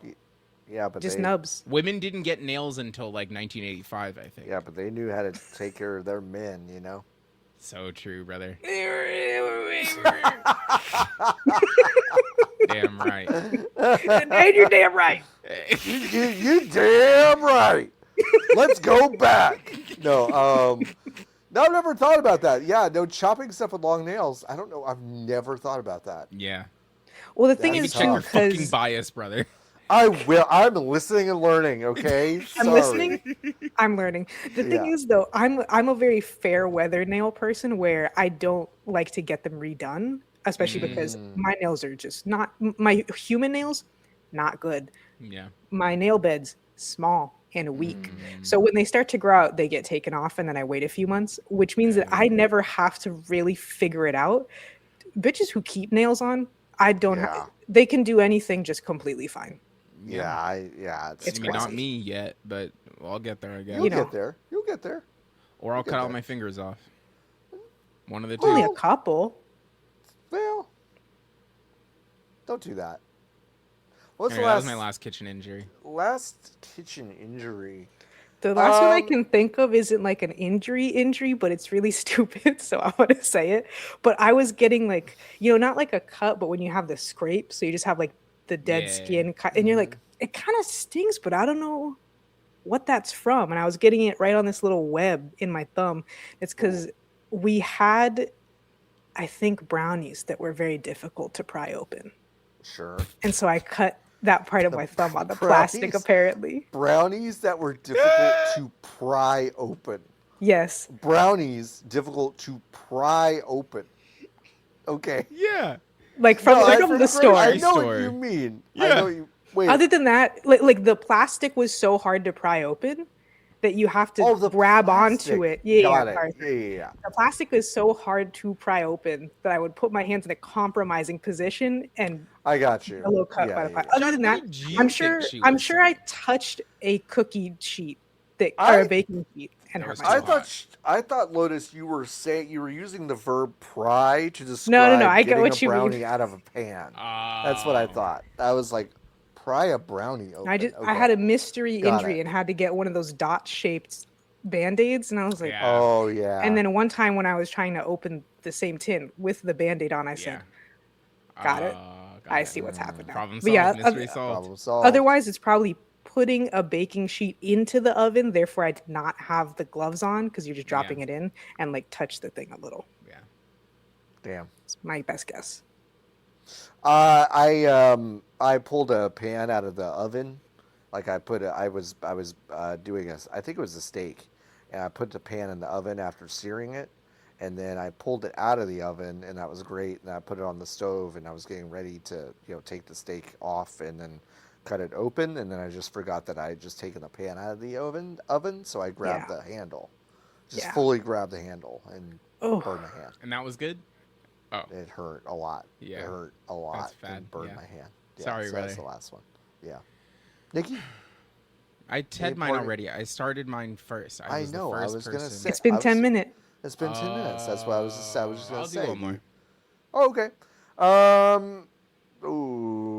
What's the best Blizzard? Ask Plastic Priest. Ask a different one. What's the last thing you had to look up because you forgot? So stupid. I couldn't remember what this is. This is how Let I me know open I'm my washed. Wikipedia. Watch Niki is back, and by back I mean here. I couldn't remember what the name of the place where my high yield savings account is, so I had to go through Google, and I had to be like, I couldn't remember what it was called because the app I guess was not on my phone. Anyway, it's called Marcus. Thanks. It's called Marcus. We solved it. You know, this is a little bit, I mean, it's kind of cheating because it's like, I feel like it's a crossover to a different podcast, so I kind of feel like it's cheap. But I did have to search the word quarry to remind myself what a quarry was. That's so real. Merritt brought up a quarry, and then all three of us on After Driving this week could not figure out if we all had the same working definition of what a quarry was. So I had to look that up. You know what, John? I also had to look that up. Yep. Mm-hmm. I had to look up vetiver because I forgot what it was. What? Vetiver? Velveeta? Yeah, Velveeta. It's cheese, Lotus. What is vetiver? So vetiver is a really common perfume note that is a kind of like type of grass. Yeah. Oh. And I know what the note is and smells like, but I was like, I think it's a real thing. It's like and nut. It is Chrysopogon zizanioides. Jesus, come on. Wow. This is a family You don't show, love Lotus. that? You don't love It's a that? family show, Lotus. That's You my can't just favorite say stuff Star like Wars that. character. Give me Nikki, another one. Oh my God! Holy shit! Nikki demands more. You're the one that said he had to fucking leave. Good lord. Blackjack Attack asking, what's the best song to perform a cappella? None of them, but Cheerleader by Omi. Yeah. Okay, fine. Oh, was that your answer too, Lotus? I'm trying to think of one. I think acapella is often a mistake, but if you can do it, I mean, Memory from Cats, because I don't think there's really a lot of music in that. The Cup Song by Anna Kendrick. You're your own Next instrument. question. Okay. Bye, Nikki. Bye, Nikki. Thanks for hanging out, Nikki. We'll see you next week. You'll have to take us back to the top. I don't know where we are. Yeah, I will. I will take us back to the top. By the way, Nikki, I was going to ask Nikki this, but just so you're listening and you didn't know this, Iris, Nikki's adorable foster dog, got adopted. She got adopted. Oh my God, Nikki's back. I didn't leave. She got adopted. Isn't that cool? Isn't that cool? Isn't that so so cool? Sick? I'm so glad. I'll never fucking do that again. Never. I'll never fucking do that again. What if you get like more of a problem dog? No. Wait! You didn't get like an incredible high from the fact that no, she got absolutely. Adopted? Okay. And then I cried so hard after I dropped that dog off that I had to stop my car 2 to 3 times because I thought I was gonna crash. I'm never doing that shit. What again. about a lizard, like a reptilian lizard? Yeah, what about a lizard? I don't want a lizard in my house. I'm allergic to those. That's fine. Okay. Oh, I didn't know that. Yeah. Actually, I probably did and I forgot. That's okay. I'm allergic. That's to the last thing I had to Google. Yeah. Is Nikki allergic to cats? Yeah, is Nikki allergic to cats? Hold on. Yep. Is Ask Nikki Nikki. Grayson Allergic allergic to to cats? God, what? Yeah, what does AI say about us? Holy shit! It doesn't come up. Ah, boo. Wow. Nikki, you have anything to plug or any parting words? No. I mean, last week it was the dog. But this is normally the part where I would say go watch the W, but I'm mad at them right now. So. I'm mad at them too. I'm mad at There's a few reasons. Imagine that. Yeah, there's a couple of reasons. The dub is rubbing me the wrong way right now. The dub's rub, you know. The dub's rubbed. Yeah. Maybe you can I don't know. Go outside. It's gonna be nice most places this weekend. Okay. So Yeah. maybe Okay. since, Sure. yeah, okay, Yeah. No. it's 2/3 of this podcast doesn't matter. Sure. it's gonna be okay. Well, First of you all, have it's to gonna be remember I'm 95 cold-blooded. degrees here. So I mean, please. Saturday's Unfortunately, gonna be. there's nothing I like more. Keeping that AC nice and frosty, waking up in the morning feeling like death, stepping out onto the balcony and baking a lime for about 10 minutes, and Baking. then Just coming back gotta inside. I'm telling roasting. you, Just it's gonna be nice. roasting. So yeah, get some sun time this weekend, kids. It's Roasting. good for Get some you. sun time. Yeah. Next Okay, week, I that's all come I back have. a whole different color. Whoa, Yep. whoa! You're gonna get Michael Jackson Whoa. surgery? Reverse. That's crazy. Reverse Michael Whoa. Jackson. Wow, the Robert Downey Jr. Tropic Thunder surgery? Whoa! I didn't even know they still did that. I thought they had That's to stop. incredible. Do A I coworker- leave this? A coworker posited that they shouldn't have replaced Jonathan Majors. They should have still gotten Fuck. Robert Downey Jr. to do blackface. God, that would have been so sick. Which was so funny to me. I laughed for been like so 5 sick. minutes. If it was would've the been really exact funny. same reveal of his as him as Yeah, Doom, right, Yeah, exactly. yeah, like yeah, that's yeah, yeah. So I was like, God, that would've that's been really sick. good. Nikki, just go to the download thing. Okay, The upload goodbye. All right, bye. Bye. All right, now it's just Lotus and I. All right, let's go next to Haneker. If John Goodman wanted to revisit the fun of making Pissed, which is, of course, if you don't know, the parody game of Myst, what game should he try to parody next? Now, John Goodman is quite old. Like, he's really old. Very old. so the correct answer real- is always going to be The Last of Us 1 or 2. Real quick, when we started recording this show, before we actually hit record, Nikki goes, "How's my AC?" Yeah. And we were like, "It's fine. It sounds But good." you notice It is so quiet now that it's just you and it's I. not loud. It's but not loud. You get it just is, acclimated it to it. fills the space. Like, it's very strange. And the thing is, if you're listening to the audio version, Jordo takes it out, so we might just sound insane. We might just sound insane. Although I'm the one producing the show this week, so Oh, okay. it So probably you're not going to sounds sound insane. Yeah, I'm not. I don't think I'm going to be. Listen, Jordo gave me a lot of feedback and like guidance on how to do this. There's no way I'm going to do it as good as him. So Yeah, we'll just have to see. Okay, what should John Goodman try to parody next? Well, I would say The Witness, but you got the looker. You got the looker already, which was great. I do think being the star of an FMV, The Last of Us 2, and he gets beamed in the first hour would be really funny. Oh, that's such a good answer. I can't top that. That's a really good answer. Because to me, especially because, again, my number 2 movie of all time, Monsters, Inc., he's always like dad character to me. He's played many different characters, but we all know. We all know. Papa. We all know. Papa. Fonk asking, Secret Level Season 2 is confirmed to exist with a Warhammer episode. What games do you think get adaptations? Will we only have one Concord this season, if even? Stupid. I'm looking up a list because I don't remember many of them. Yeah, I was going to say, I don't Secret Level. Yeah, I didn't watch this series. So, okay, so there's Armored... It has to be someone who's willing to whore it out, firstly. So the first season was Armored Core, Concord, Crossfire. Oh my god, Crossfire.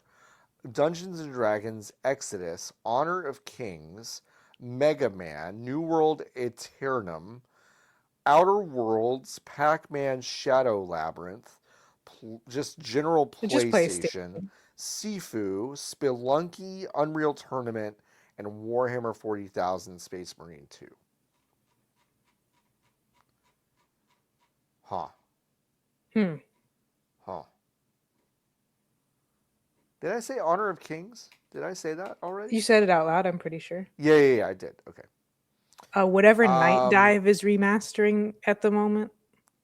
Ooh, yeah, like a System Shock, I think is a good shout. Or like adjacent. I think System Shock, I think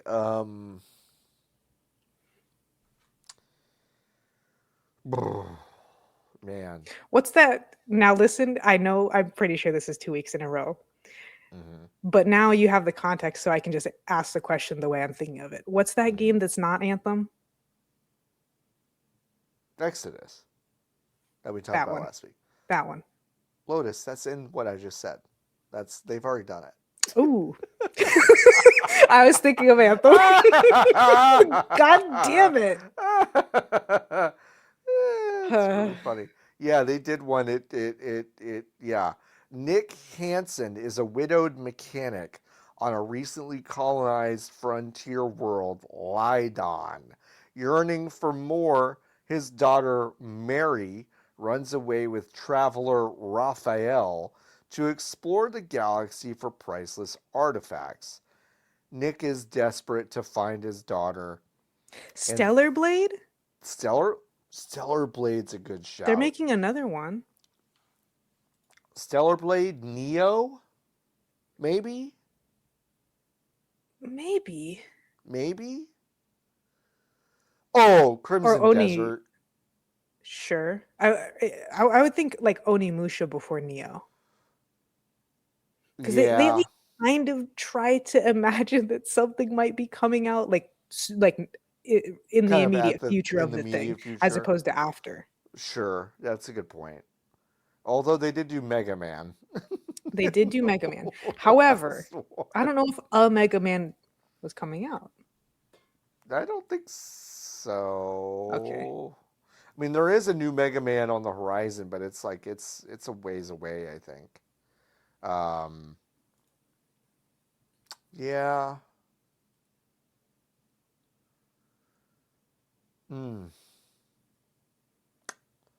Yeah, trying to think. Yeah, those are well, there's got to be a classic one too.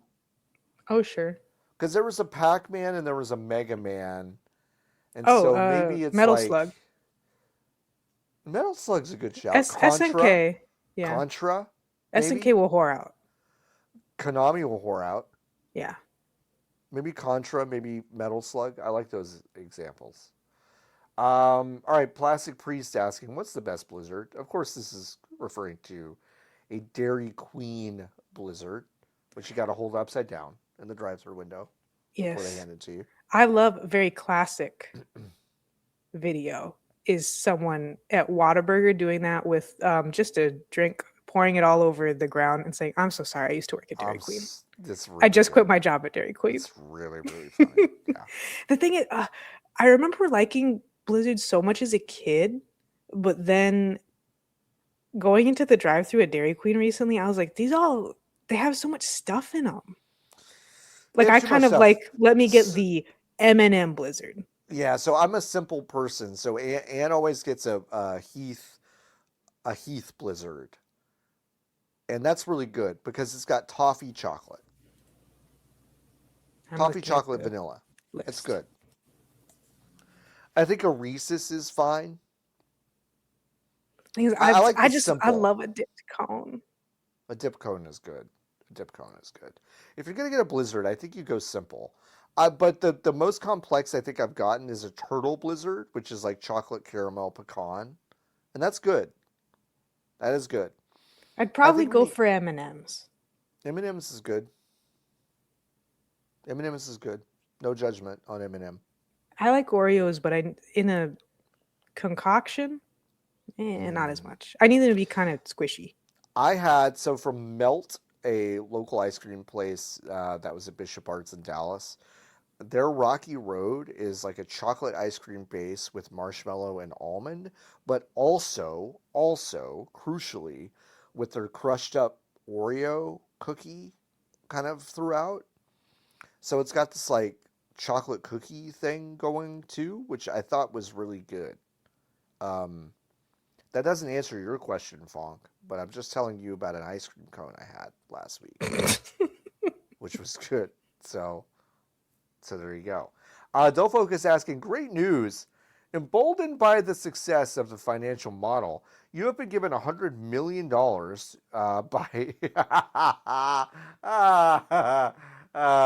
Mark Andreessen's A16Z to monetize a currently extant non-video game product via microtransactions. Assume no regulatory oversight or operational judicial challenges. Which product is it? How are you milking these pigs?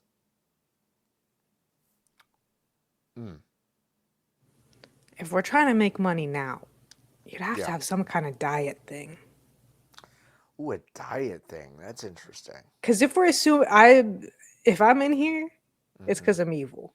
So if I was evil, it would be a diet thing. It would be a diet thing. It'd be some kind of diet, exercise, Duolingo, you can pay not to lose your streak kind of situation. Okay, yeah. If you pay or if you're on this plan, it's technically not a cheat day. It's just a regular day. Fatty. Yeah, fatty. I would do like a meal prep organization that's like, yeah, this is the fucking balanced diet you need. No seed oils. None of that bullshit. Like, this is the thing you need, and it's all absolute garbage. It tastes so bad. But it's going to give you the protein and, more importantly, the peptides you need to get where you're going. You know what I mean? Okay. That's how I'd milk those pigs. I can't imagine working with Mark Andreessen's money. I cannot fucking imagine doing it. Harkabian asking, what's your favorite Deus Ex Machina moment? I guess like in anything ever? In anything ever. Examples? Let me, I know what a Deus Ex Machina moment is. It might be helpful to have a list. Yeah, but I gotta find a list because I'm dumb, right? Like I don't read.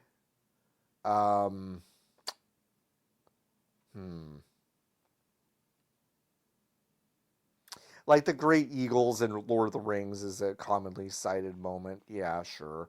I got it. Oh, there's somehow Palpatine returned. That was pretty good. Yeah, except Deus Ex Machina is usually, I guess you have to solving a problem. It solves a story problem, but not like a not a present issue. That's true. Oh no, I had one, then I forgot it. Shit. Oh, maybe I will go on the record saying, no matter how much shit I talk about Marvel, I liked Infinity War a lot, actually. Watching that film in theaters, I was like, wow, that was really fucking fun and cool. And I can't believe they did that. And then Avengers Endgame came out. And I also watched that in the theater. And I said, huh? It's because the time travel is set up. Wait, like it's been set up for, at that point, a decade or whatever. Yeah. And so the idea of it is there. And then they're like, so we kind of just like know where everything is and we'll just walk in and get it. And then they mostly do. Get it. So that's a little, it's maybe not one thing so much, but. Oh, that's definitely a Deus Ex Machina. I mean, like, it's writers Christopher Marcus and Stephen McFeely admitted the time travel plot device in the 2019 film was a result of having written themselves into a corner. So they know it's a Deus Ex Machina. Like, they knew Hey, there you go. They knew it. They absolutely knew it. I mean, the Signs aliens being allergic to water. That's like... Love that. Love that. That movie scared me so bad as a kid. Scared me so bad. And then they just, at the end, they're like, yeah, but they're allergic to water. It's like, how did they decide to invade a planet that's mostly water? Right, that's the thing too. It's not like these ones where like the aliens show up and they got their blasters and then they breathe the Earth's air and immediately get cancer. It's like you can see the water from space. You can see the water. It's full of water. And they're like, yeah. There's a lot of water. There's a lot of water. Really, really funny. Don't Focus also asking shit. Also, great news. Due to the success of your last venture, which you all know what they are, A16Z has given you another $100 million to create the next door of video games. If you don't at least kind of try, you will be financially and reputationally ruined. What are you making? What are the features? So next door is ostensibly supposed to be like, "Hi neighbors, Hi neighbors. Here's I'm what's giving going away my on. table if you want to pick it up. Right. I'm hosting a little shindig for the Yeah. finals if you The want to show block up." party this weekend. In reality, it's all about snitching and drama and conflama. I think I saw a black person in the neighborhood today. Oh my god. I think I saw someone stealing a What should we package. do? Huh. Yeah, it's all that. It's all that. Somebody come over here and fuck my wife. And stuff like that. It's really crazy. So if you've ever been in a Call of Duty voice chat, they kind of already have the next door They of kind video of games. yeah, they kind of already have it. The next door of video games. So people have to be able to talk to each other. Yeah, I think it is. Are we talking about levels of evil? I think it's just the ability to tap into every device's microphone and just hear what everyone is saying and doing all the time. Yeah. That's what I think. No more team chat on anything ever. No more team chat. You can just kind of hear everything. Yeah. I love those. Every once in a while I get served a TikTok. I don't really get served gamer TikToks a lot, which I'm really thankful about. Yeah. But every once in a while I'll get one and it's just like people playing Call of Duty, but like one person is getting their back blown out. It's just like you just hear people having sex on one. It's just like, yo, what are you doing? I'm like, oh, bro, you're gonna nut while you're playing Call of Duty, bro. Yeah, Unk is washed on mic. Totally washed. You hear how gassed he is? Anyway. Do you hear how gassed Unk is? Unk is so gassed. Infinite Jerf is asking, rough week. So you know what that means. I'm asking you to list nice things in a bizarre form of self-soothing. What's one good thing that happened to you? One thing you enjoyed doing? Or both, if you got them. What day is it today? It is Friday. It is Friday, July 31st. July 31st. I did love being a hater this week.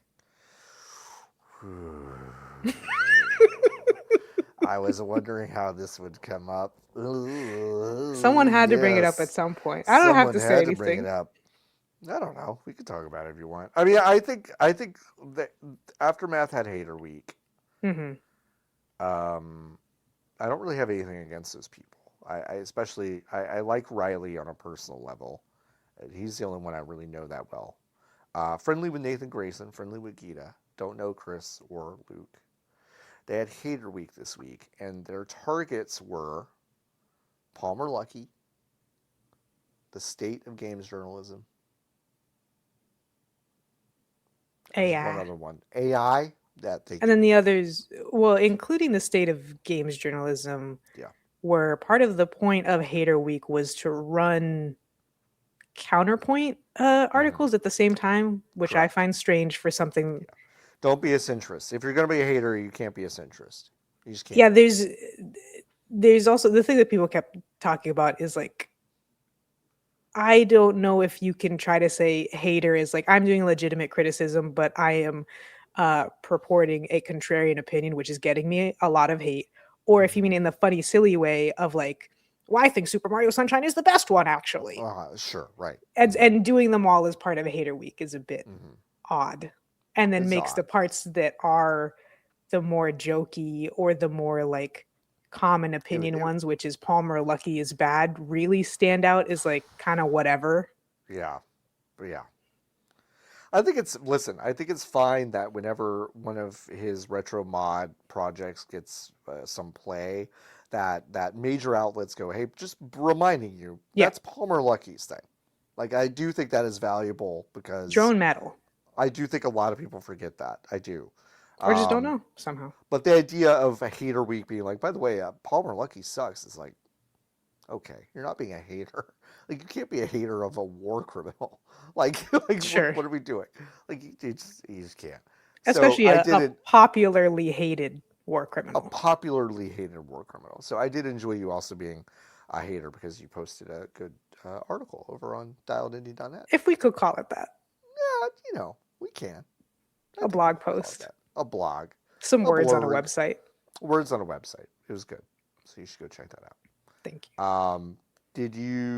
Did anything good happen to you? Never has. Never has. That's fair. I did say something to you right before this started, which happened right at the end of the week, and now I can't think of anything else. Yeah, I know. Yeah. I guess I could give the SparkNotes version. I had to open a new bank account because my mom got frauded really badly.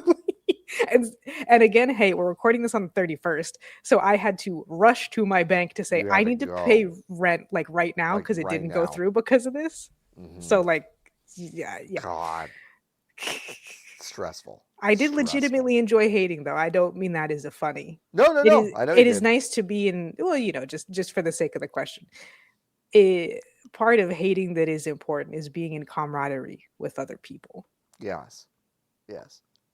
Yeah, and I think that's like I respect the spirit and the idea of deciding like, oh, this week we're gonna like post hater articles. I just felt like it was a little toothless. Yeah. And I feel like at VGBees.com you can expect us to be haters all year. Except for the 1 week a year. We'll make it an annual thing. A no bummers episode. Once a year, we'll do a no bummers. Which is, by the way, one of my favorite episodes we've ever recorded because it, to be clear to our brand new listeners, ultimately was not a no hater, a no bummers. But not only did we get it in under the wire to where it would legitimately be impossible, but it was already the bummers were already building to a point where it was like, okay, we have to throw out most of this week's stories. Most of it. We just have to throw it out and pretend to try our best. We tried our best. Also, I recorded it from a parking lot of a gas station in Alabama. That's right. Dumb. Really funny though. So I am part of a nonprofit, and we serve kids with disabilities in the Dallas-Fort Worth area. I've been on the board for a few years, and this week I was voted in as the upcoming president for the next 4 years. Wow. Which was very cool, and I was very honored to be named president, and that starts on September 1st. And I'll be doing that until fiscal year 2030. So that was a cool thing that happened to me this week. I was actually very happy about that. Don't feel like I deserve it, but I'm not gonna. Don't put that into the world, you know. Yeah. Just happy that it happened. It's really nice. So that was a nice thing. Something I enjoyed this week. Oh boy, what did I enjoy though? I enjoy having dogs that want to ruin my life. 2 lovely dogs. 2 lovely dogs. I did, fine. I'll go with that. I spent a lot of nice little outside time with the dogs this week. I get to watch them kind of luxuriate in the fact that we have a big backyard that we worked really hard to have. What are you whining about? What? Ravioli says, "How about you shut him the fuck up, Dad?" How about that? Listen, I don't know, bud. He's your friend. I didn't do anything. Hold on one second. Yeah, for sure. No, yeah, now I can't think about nothing else. I can't think of a different good thing. I'm sure there's some random thing. There's some random thing. Funk asking, do you think Miyamoto thinks of Splatoon as a Super Mario Sunshine imposter? It's kind of funny. No. I don't think so, but he's got to, sometimes he's got to look at Splatoon and be like, I had the idea of, ink covering the ground first. That's probably what he thinks about.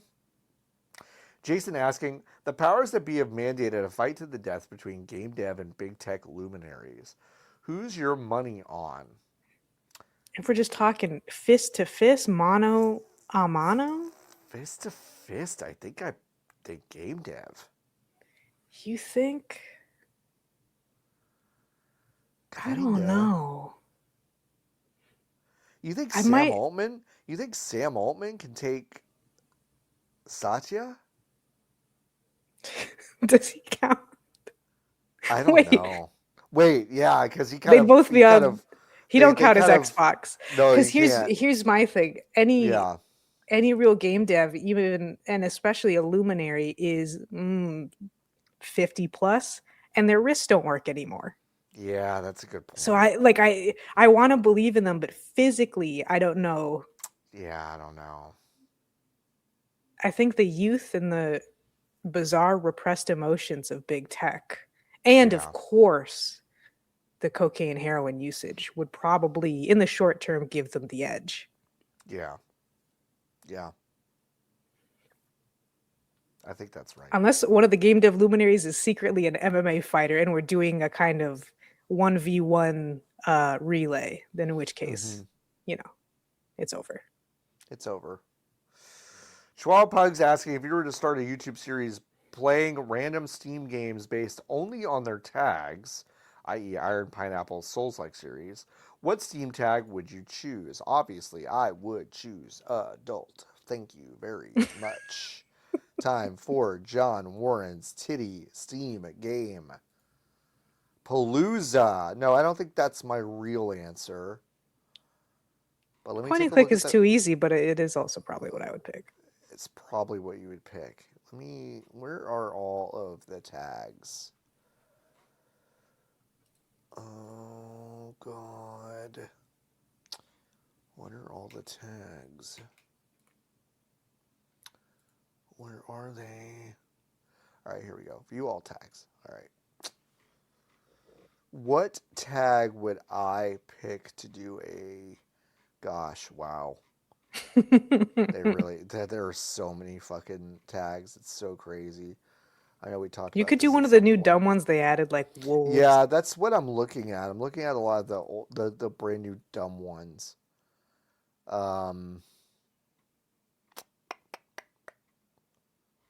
Wolves.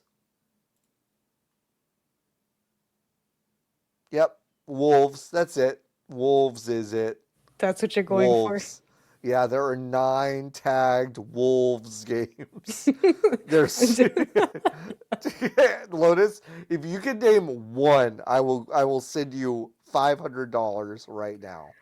Oh, that's tagged with the wolves. Yep. I wish I with could wolves. remember the name of that fucking furry MMO where everyone would play as wolves in, like, I don't know, 2007 was. Let me just go for the smart answer. I'm gonna say Wolf Quest. Wolf Quest. It's my best guess. That's your best guess. Well, guess what, Lotus?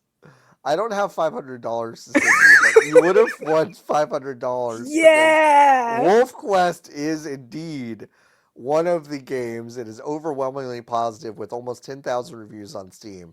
Holy shit, that's a lot. That's a lot. Wolf Quest Anniversary Edition is $30 now on Steam. Here are the other 8 games. Hey, John, you know what's so funny? After looking at a photo of it, that's the game I was talking about. Okay, yep, that's it. That's an MMO without the wolves. Yep, I believe so. But when I did,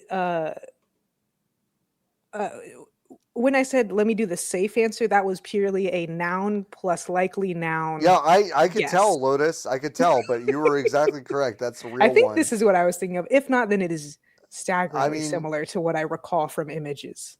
Live the life of a wild wolf in a realistic ecological simulation Must set be inspired in Yellowstone by it, at least. National Park. And yes, there are 10,000 overwhelmingly positive reviews of this game. The other 8 games, okay? Scriptorium, Master of Manuscripts. Beastkin Training, The Trials of a Beastkin Noblewoman. Lost Ember Rekindled Edition. Stay Your Forever Pet. The regular version of Lost Ember. The Wilds. Crescent Quest. And The Restless Sheep and Lone Wolf, A Tale of Cutthroat Lovers.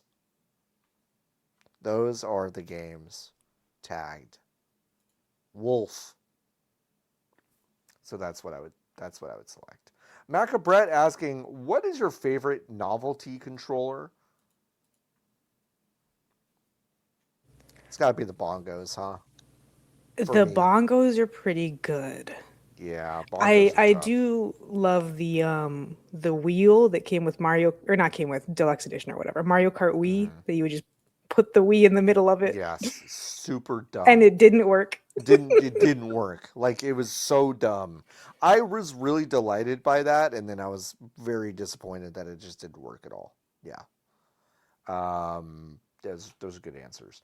My Hero Zero asking, what's something in real life that should have cartoon physics? For example, toasters should launch toast several feet into the air. I agree with that completely. I agree with that. I think falling, because do you know, like, this is just a thing you get reminded of in real life every once in a while. And it's that anyone at any moment, but especially after a certain age, can just fall and die because they fell. Yeah, So I I think it know. should always be cartoon, and they do not Hmm. die. They You don't just die. No become fall cartoon damage. jelly. Yeah, no fall damage, Yeah. but you do like a banana peel, triple somersault in midair, fall down the stairs into a trash can, but you're fine. As someone who fell last Wednesday for the first Okay. time in maybe 10 years, I can tell you, yeah, it would have been really You, cool if it you had would have just liked been like, that. I would have loved that a It'll lot. hurt at like a cartoon level where you are yelling and Right. screaming and you're like, ooh, Yeah. ah, ooh, ah, ooh. Bah! Ooh! But Ah! ultimately, you will be completely fine. Yeah, so my rib, because I fell in the bathroom because I tripped over a step ladder that Oof. wasn't supposed to be there. My ribs up here, up by my armpit, they still hurt a little Not bit. great. Not great. A Not week great. later. Yeah. Um, so yeah, I think that's a good answer. I think like if you hit yourself with a hammer, it should create a knot that grows like six Oh, inches yeah. above. Just boink, and it like is bright With the red. little band-aid on it. Uh-huh. Yeah. 100%. I think that's what it should be. Grace asking a question I legitimately do not understand at all. Ooh, baby. Ooh, Okay, baby. great. I thought you might, or I was at least It took me a second, hoping. and then I realized that I knew all the, yeah. Okay. Xavier, Zane, Raphael, Silas, or Caleb? These are the love interests of hit Chinese dating sim gotcha-ish game Love in Deep Space. And I Oh, can tell okay. you that I have a friend of mine who plays it specifically to play a mini game in there called Kitty Cards. Well, no, it's actually because one of these storylines, and this will come up because I don't remember who it is, and I'm not going to Google it because it's funnier. One of Mm-hmm. them is as close to incest as you can get without it actually being Ooh, incest, which is children who are raised together but are not related. They are they're not not blood related. related. They're not And related. Don't put it in in the newspaper. They're related. in Chinese, they call each other brother and sister. In Ooh, English, they make it more clear that they're just very close childhood friends. they're just buds. I think that's Caleb. And the Caleb. thing is, historically, freaks who love fandom stuff and fan fiction are kind of whatever about incest or actively like it. And so when there was this big firestorm online about it, my friend said, okay, so it's like crazy? Let me download this Mm, game and see what the fuck is up. It's not crazy. It's actually pretty whatever as far as that kind of storyline goes in like romance stuff, but did get very addicted to this game called Kitty Cards. And so because of that, I know from a TikTok that said, your sign, your love and deep space boyfriend, that Silas is mine, who is a vampire mafioso with a pet yeah. dragon, I think. Yeah. Raphael is a mermaid. Okay. I don't remember how the other two go. One of Well, them's a they scientist with a well sword. they canceled the werewolf, and that's obviously my favorite. Yeah. So fuck you. They canceled the werewolf, so fuck you. I'm looking We know at what these. side of history you're on, Grace, Yeah, because you didn't even include you didn't Valco. even include So Valco. what does that say about you? Yeah, Grace. Um, I I'm looking at these boys Yeah. now. Whew, boy. So so just since this is not a visual medium for a lot of people, Hmm. Xavier is like a little kind of sandy blonde haired boy. Boy, hey, Lotus, these boys are really similar. Like from an aesthetic point of Yeah, view, they these have that boys are kind of idol look, really similar. which is also a good reason to pick Silas because he's pretty easy to tell apart because he has white hair and his face does I look a was gonna little different than the say, other ones, I think. yeah, I like Xavier, Zane, Raphael, and Caleb could like at a glance I might Elise lineup. confuse any of them. Yeah, like Caleb and Zane look really similar. Raphael's got kind of purple hair, so there's at least a little bit of a differentiation. I think I'm gonna just say Silas because he's clearly a bad boy. You know, He's a bad boy. He's also very difficult to beat at kitty cards, is what I have gathered. got it. That makes Plays sense. like a That real makes sense. dick, but in like a That fun makes way. sense. And okay, okay. What an interesting question. Thank you, Grace. Disco Bandit asking, what are your favorite cold or frozen treats / drinks on a hot summer day? Aguas frescas. Agua Fresca, great summer treat. Really good summer treat. Really good summer treat. I love a lemonade. I love a limeade. Oh yeah. I mean, just so good. Fruit water. Fruit water, sure, 100%. A granita, like if you have that's a very fancy thing, but it's like Hmm. a granita is like kind of an icy. It's not quite ice cream, but it's like a little bit of an icy, sugary treat. Like a grapefruit granita. Oh, I'm done. Yeah, that's the thing. Once it gets hot enough, you often have to have something that is already a liquid. Frozen is not so much Yeah, an option. A yeah. dipped cone from Dairy Queen or wherever, It's frankly. melty. Um, I do love. I can never find these anymore, but at the Asian market in Corpus Christi, they used to sell little pre-made like kulfi popsicles, and I guess Mm, kulfi is an Indian like custard ice cream mm, thing. Those yeah. things are so fucking good. I don't I Mm, haven't had it like real style. I've only had those little packaged right. ones, but the almond flavor of those little packaged kulfis is crazy good. That sounds really good. That sounds really, really good. Love sweets. Love sweets. I love sweets. Yeah, you can't really go wrong. I ate a really delicious ice cream cone on the street the other day when it was like 100 degrees Yeah. outside. It was delicious.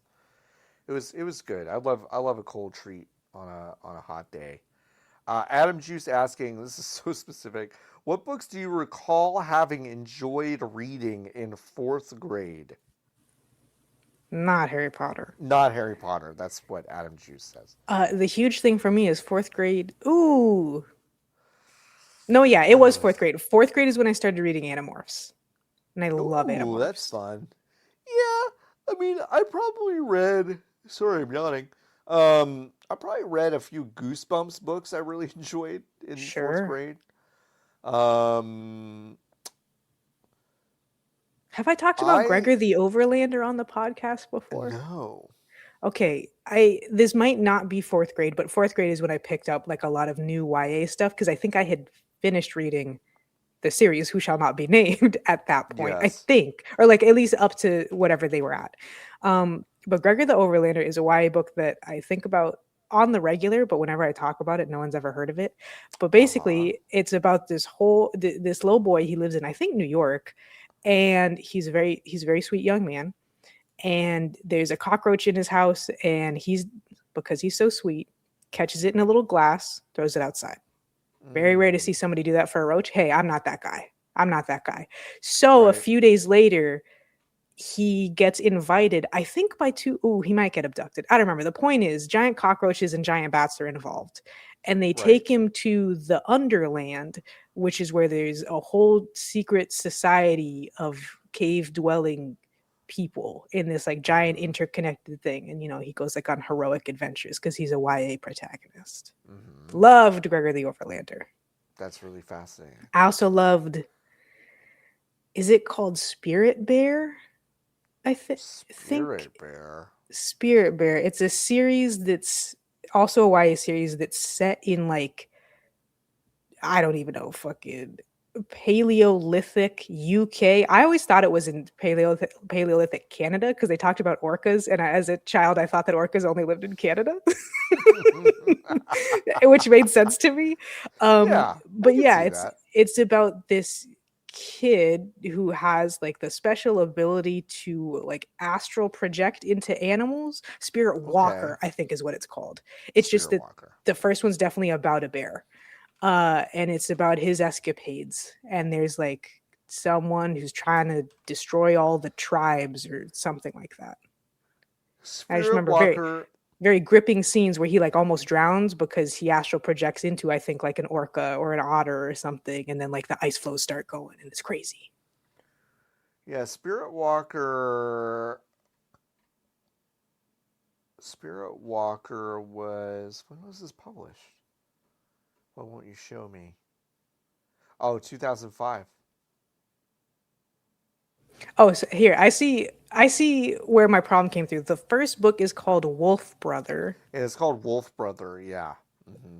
and also a film I liked is called Brother Brother Bear. Bear. So they kind of cross the I got what you were. Yep. streams. I got what But you're yeah, going there's a for. bunch of those. Animorphs, whatever the Wolf Brother series is called, which is apparently Chronicles of Ancient Darkness. Okay. Holy And shit. Gregor the Okay. Overlander.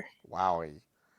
Um, I, I, I think honestly, I probably read this in 5th grade, but No I'm one not has to know. positive, so no one has to know. I want to say The Westing Game. The Westing Game is a kind of a mystery novel that I liked a lot when I read it. I think I read it in 4th or 5th grade, and I liked it a lot. It's a children's novel, but it was also a thinker. Like, ooh, we got to little. It's like, my little mystery. I like solving a mystery, and that was a good one. Love a mystery. I like the Westing Game. Also, probably The Giver. I probably read The Giver in 4th grade. Probably Yeah, that dark, seems about right. but I Four think I four read to The Giver. six. Yeah. That's a good one. Dan asking, butter in the fridge or on the counter? I love to have one of each. Yeah, so that's the answer. It's a little bit of a One of cop out, I each. guess, but it's Well, one. you know, It's one of they each. butter come in thing of four, like Mhm. regularly. One on counter, one in fridge, two in freezer. Two in freezer. Say more. Keep the two in the freezer until Interesting. one starts to get low, then you just put it in the fridge, just in case. Huh. Let it last a long time. Huh. I guess if you plan to bake, they should probably all be in fridge. But also Yeah, I our don't. freezer space is quite capacious compared to the fridge, which we have crammed to the gills is part of the reason. Yeah, that's fair. Yeah, I don't. I don't put butter in freezer unless I'm planning on making a laminated dough. So, like, if I'm making a biscuit or a pie crust, which is not often, but a biscuit, yeah, because then you grate the frozen butter, and that's how you get it Right. incorporated. Yeah, we just leave in Um, freezer for space and so it'll for last space. longer. But the answer is, like, you always want at least half a stick that's out on the counter. At least half a stick. Like, once you're getting under a half a stick, you gotta put a new stick of butter in the butter container. But yeah, if you get like a Le Creuset butter dish thing, I would not get a butter bell. A butter bell is the thing that you fill just a little bit with water, and then you put the butter inside the bell and you put it upside down. The French swear by it, but I do think it is a mold machine every single time I have used it. Yeah, it seems kind of icky, so we just have the little dish Yeah, with the the dish is cover. fine. If you have a dish with a cover, that butter is going to be fine for like 2 weeks. And if you're anything like me, it's not going to last 2 weeks because you're spreading that shit on fucking everything because it's ready to go. So yeah, you gotta have a stick of butter on the counter for sure. But I always have a few in the fridge, maybe one in the freezer as well. So that's the answer. I am hydrogen asking such a vexing question that requires, I think, some unpacking. Drive 6 hours or take a flight that takes 6 hours of your time. Deeply Oh, hypothetical. deeply hypothetical, deeply dependent on where you're going. Yes, and also because a flight that takes 6 hours of your time is very specific verbiage. That's not a long flight, It's a actually. very short flight. because you and I, John, I believe for fairly different reasons, show up to the airport pretty early. several hours ahead of time. 100%. And then also getting off the plane, assuming even that there are no delays, getting the luggage and then leaving the flight can take a considerable amount of time. Correct. So at its worst, a flight that takes 6 hours of my time is 40 minutes long. I was about to say, it's like an hour. It's like an hour flight. But even being nice and saying the actual plane time is, I don't know, let's say 2.5 or 3 hours, I would choose to drive. I regularly drive between Houston and Corpus Christi, which is about a 4-hour drive. That flight is 40 minutes in the air. And I'm not going to do that. Because also the thing that's so critical, you do have to pay money to be in the air, and it is insulting to pay money to be in the air for an hour and a half or less. For an hour and a half, yeah. It is deeply dependent, I am hydrogen, on where I'm going. Because if I'm going to New York, but I'm 6 hours of a drive from New York, I'm still probably flying to New York because right. Also, do you need car? York, do you want to deal with car? I do not need car. Right. I do not want to deal with car. But if I'm 6 hours away from something and I want to have my car, I will always drive. And hey, anywhere that is a 6-hour drive in any direction from you or me, we need the car. We need the car. Yeah. The question solves itself in several ways. The question solves itself. Yeah. The two people who are from Texas on this podcast, yeah, we're just gonna drive if it's a 6 hour. Right. Yeah. 6 hour. The only place I could Niki might have a different answer. No, Niki would be on the opposite side of this, like almost no matter what. Okay. Almost no matter what. The only place I could maybe think of, which is within a 6-hour drive of Houston, is New Orleans. I could imagine not wanting to deal with a car there, but I would still want one. You know what I mean?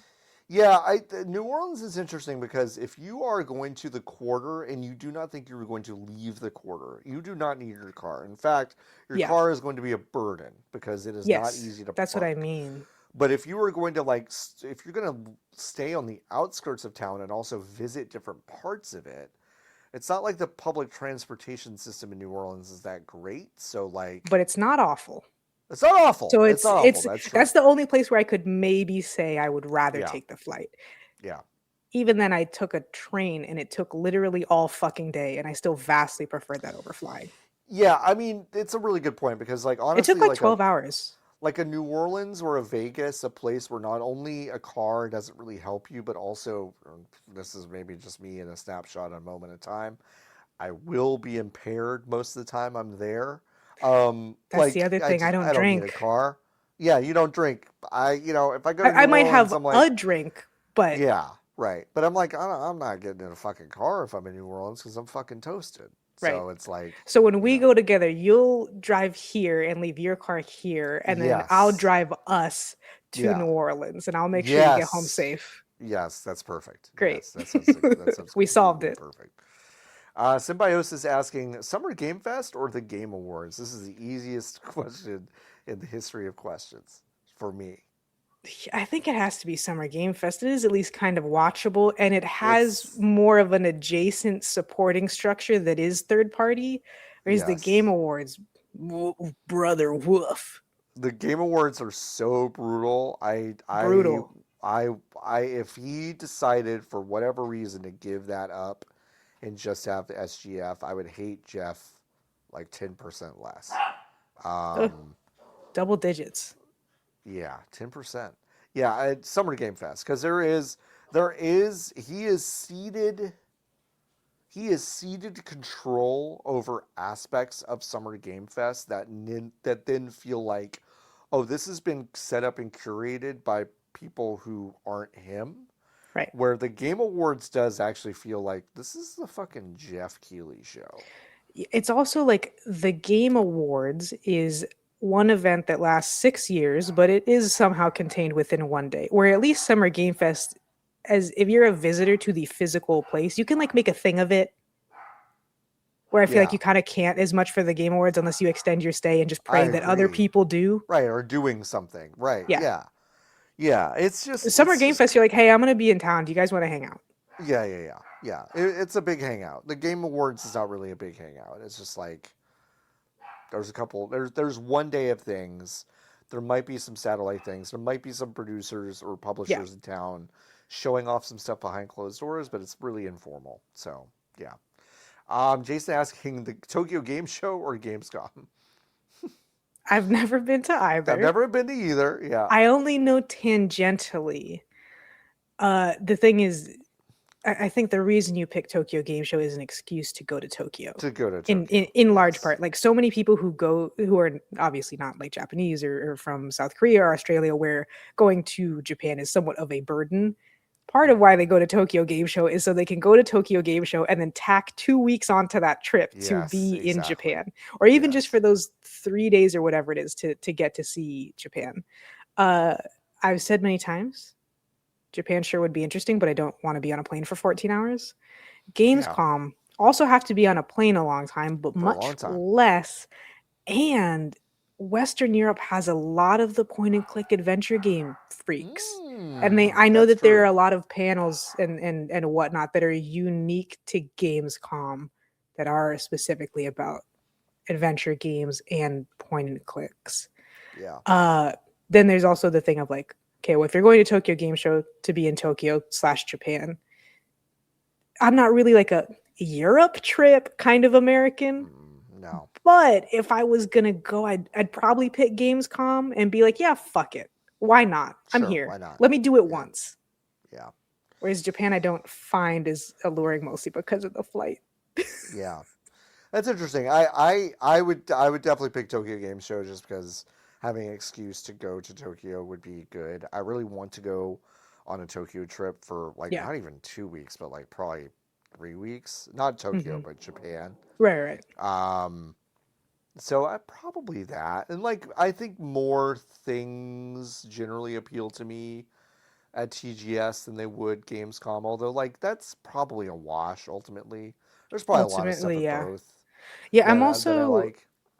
I'm sure it changes year over year, but I'm not as certain about the English only accessibility of a Tokyo Game Show compared to Gamescom. Gamescom, I'm pretty confident you're going to you be don't able need to to speak shit. Gamescom.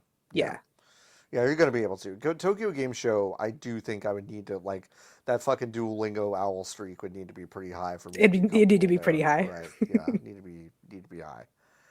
All right, Jason asking this is a wrestling question, so I'll try to answer this one pretty quickly. It's been made pretty clear that the New Day can now sign with AEW, but should they? Jason, I will tell you this. I have it on very, very good authority that they have already signed with AEW, and they will be debuting at All In London at the end of this month, so or at the end of August. Well, yeah, it is this month now that you're listening to this. So there's no should they have, and but you're still asking. I'll still answer your question. If they like wrestling, if they like to wrestle, right? Then that's kind of the only other viable place I would say they should go, because New Japan Pro is in such a transition period that like I think they're basically culturally inert at this moment. And so I don't really think they would inject any sort of quality to that product that would be well received by that audience, to be honest. And then it's like, what else do they have?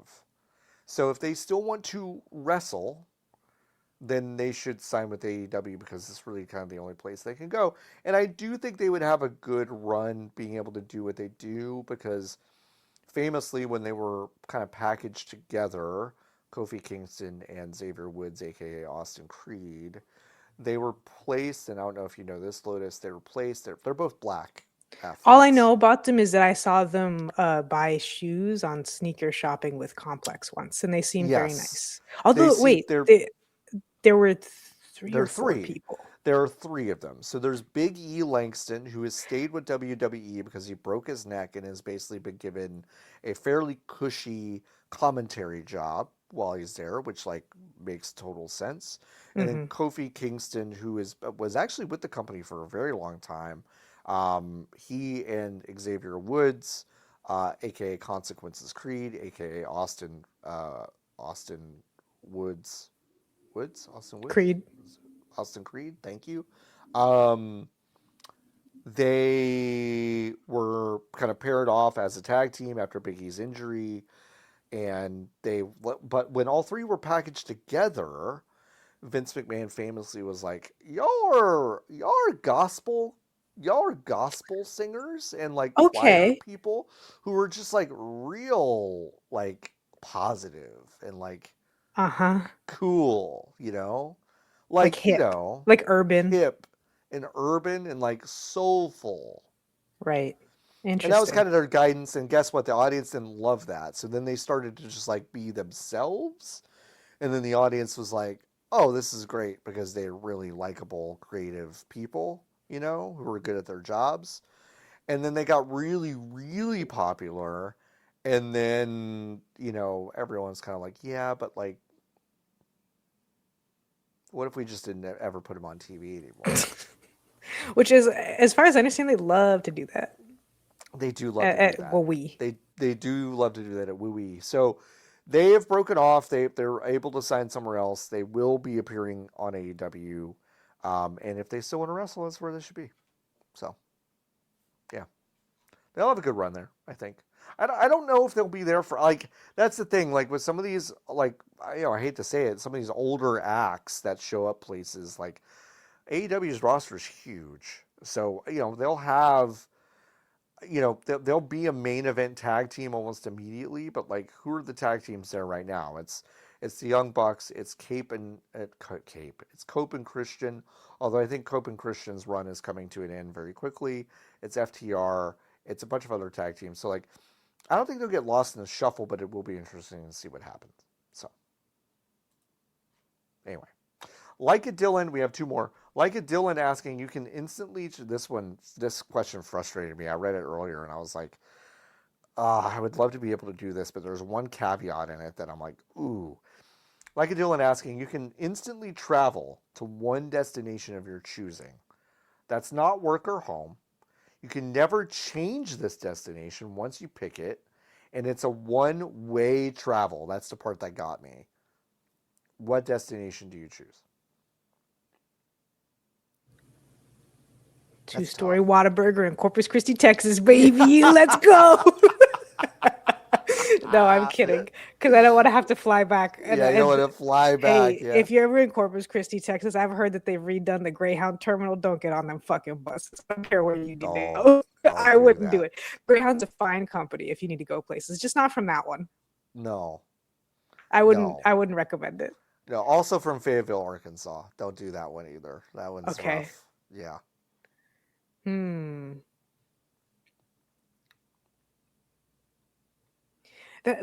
I mean, genuinely, the thing is that most of my problems with traveling is that I do have to do it twice. So it is a caveat, but I don't think it's as bad for me as it is for you. Yeah, it's pretty bad for me. When I think about traveling, I'm like, the journey there and whatnot is going to be so fun. If I have to go back, I will kill myself. So if I only had to do one flight or one train or one whatever, that does change things. Yeah. I might pick Boston. Yeah, I mean, like I was just honestly gonna pick New York. I mean, it's like that's just like a place where it's like I don't need my car. I'm gonna have to go to the airport, and I could snap my fingers and just be in a cool big city with doing whatever I kind of want for a little while. Like that might be it. I would love to say something like fucking Tokyo or whatever, but it's like if I fucking teleport to Tokyo, then I'm like, all right, good luck finding your way back. I'm like, oh god, this is like days of activity I've got to do. So I think that'd be it. Like my knee jerk was either New Orleans or LA, but New Orleans is too close for that to be something. Too close. It's like just too close, and LA is like I'm getting myself into a pickle transportation wise. Yeah, because the public transport's awful. And like there are only 2 cities in the U.S., at least last time I checked, that have good Ubers for wheelchairs, and one is San Francisco, which you'll never see me in again. You'll never see me in San Francisco again. And the other is New York, and it's like, okay, I could go to New York. That's fine. Yeah, I love. They're on one today. The dogs are fucking on one. They're on one. John's over it. One of them's hooting. Yeah. What's in the air? I don't know. I don't know what's in the air. Fellas. One of them sounds sad. I think that's Ravioli. Ravioli's probably sad that Phil's kicking up such a storm. Yeah, he's kicking up all sorts of dust. That's crazy. What I'll say is like, yeah, I've mentioned this on the pod before, but half of my family, like on my dad's side, all live in Boston or vaguely in the same area in Massachusetts. Yeah. So I spent like a lot of time as a kid going up there every summer. And I gotta say, when you were getting the fuck beat out of you by the summer on the Gulf Coast of Texas, going to have a summer in the Northeast is really nice. Pretty good. I was in Portland, Maine. I thought it was beautiful and lovely. Same thing for Acadia. So I think I love to drop me off right in front of Logan International Airport or Boston South Station. I can get to the Adirondacks. I can get to whatever those mountains in Massachusetts are that I always forget the name of. I can get to Acadia. I can get to Maine very easily. And that would be nice. Let me just squirrel around up there. That's a good shout. Like I don't know. New York would give you the same function though. Like getting from New York to Boston or New York to the rest of the Northeast is not difficult. Sure. No, it's not difficult, but it's a good shout because I was in Traverse City, Michigan in May, like late May once. And gosh, that was nice. Yeah. Wow. That was really the Berkshires. Fun. That's what they're called in Massachusetts. Sure. Yeah. The Berkshires. Because I want to do a bunch of national park stuff. That would be fun. I would like that. Or even state stuff. I think ultimately New York would be my choice, but there are some good options. Options. I'll pick Boston. Arcavian asking one last question. Do you toast the bread on your PB&J or do you eat it raw? Raw. A PB&J is always going to be a children's struggle meal to me. The idea of it having any kind of elevation puts me off. Oh, baby, I like it raw. Yeah. I prefer it raw. However, my dearest wife will slather butter on buns, grill them, and then make a PB&J. And when this is crucial, when I'm handed one of those, sure, you will fuck it up. Pretty fucking good. It's pretty fucking good. But I'm with you, Lotus, in the sense I know that, like, if I want a PB&J, I don't have the energy level to toast it either. Like you can't do all that. No part of me wants it toasted. If I'm in PB&J mode, I ain't toasted shit. I'm not getting any other ingredient. I'm getting a knife. I'm getting the bag of bread. I'm getting the jelly, the peanut butter. I'm probably not even getting a plate or a napkin. I'm just I'll get a napkin. That's about it. Yeah, I'm doing it raw. If I'm handed a toasted one, I have to tell you they're pretty good. Okay. But crucially, they're not good enough that it changes my mind about what it should be. I see. Also, if I'm eating a PB&J, I'm probably hungry. I'm about 90% of the way through the first one by the time I might even consider that they should be grilled. It's a good point. That's a good point. That's a really good point. Yeah, that's the thing is that, like, I remember my first cold I don't remember my first cold sandwiches because that's just what I do remember my first toasted sandwiches, like my hot sandwiches where it's like, oh, the cheese is melty. The transformative nature of a melted cheese on a hot savory sandwich convinced me that is the proper form for a sandwich. Sure. For me. But a PB&J is a different creature, and the hot version of a PB&J was not good enough to convince me that that's the proper form. Yeah, I was thinking about this because you know much more Spanish than I do, John. But what we can say definitively, which is crazy, by the way. Hey, oh well. There's reasons for it. We don't need to go over it. We don't need to go into that. In Spanish, there are many different words for things that in English would all be considered a type of sandwich.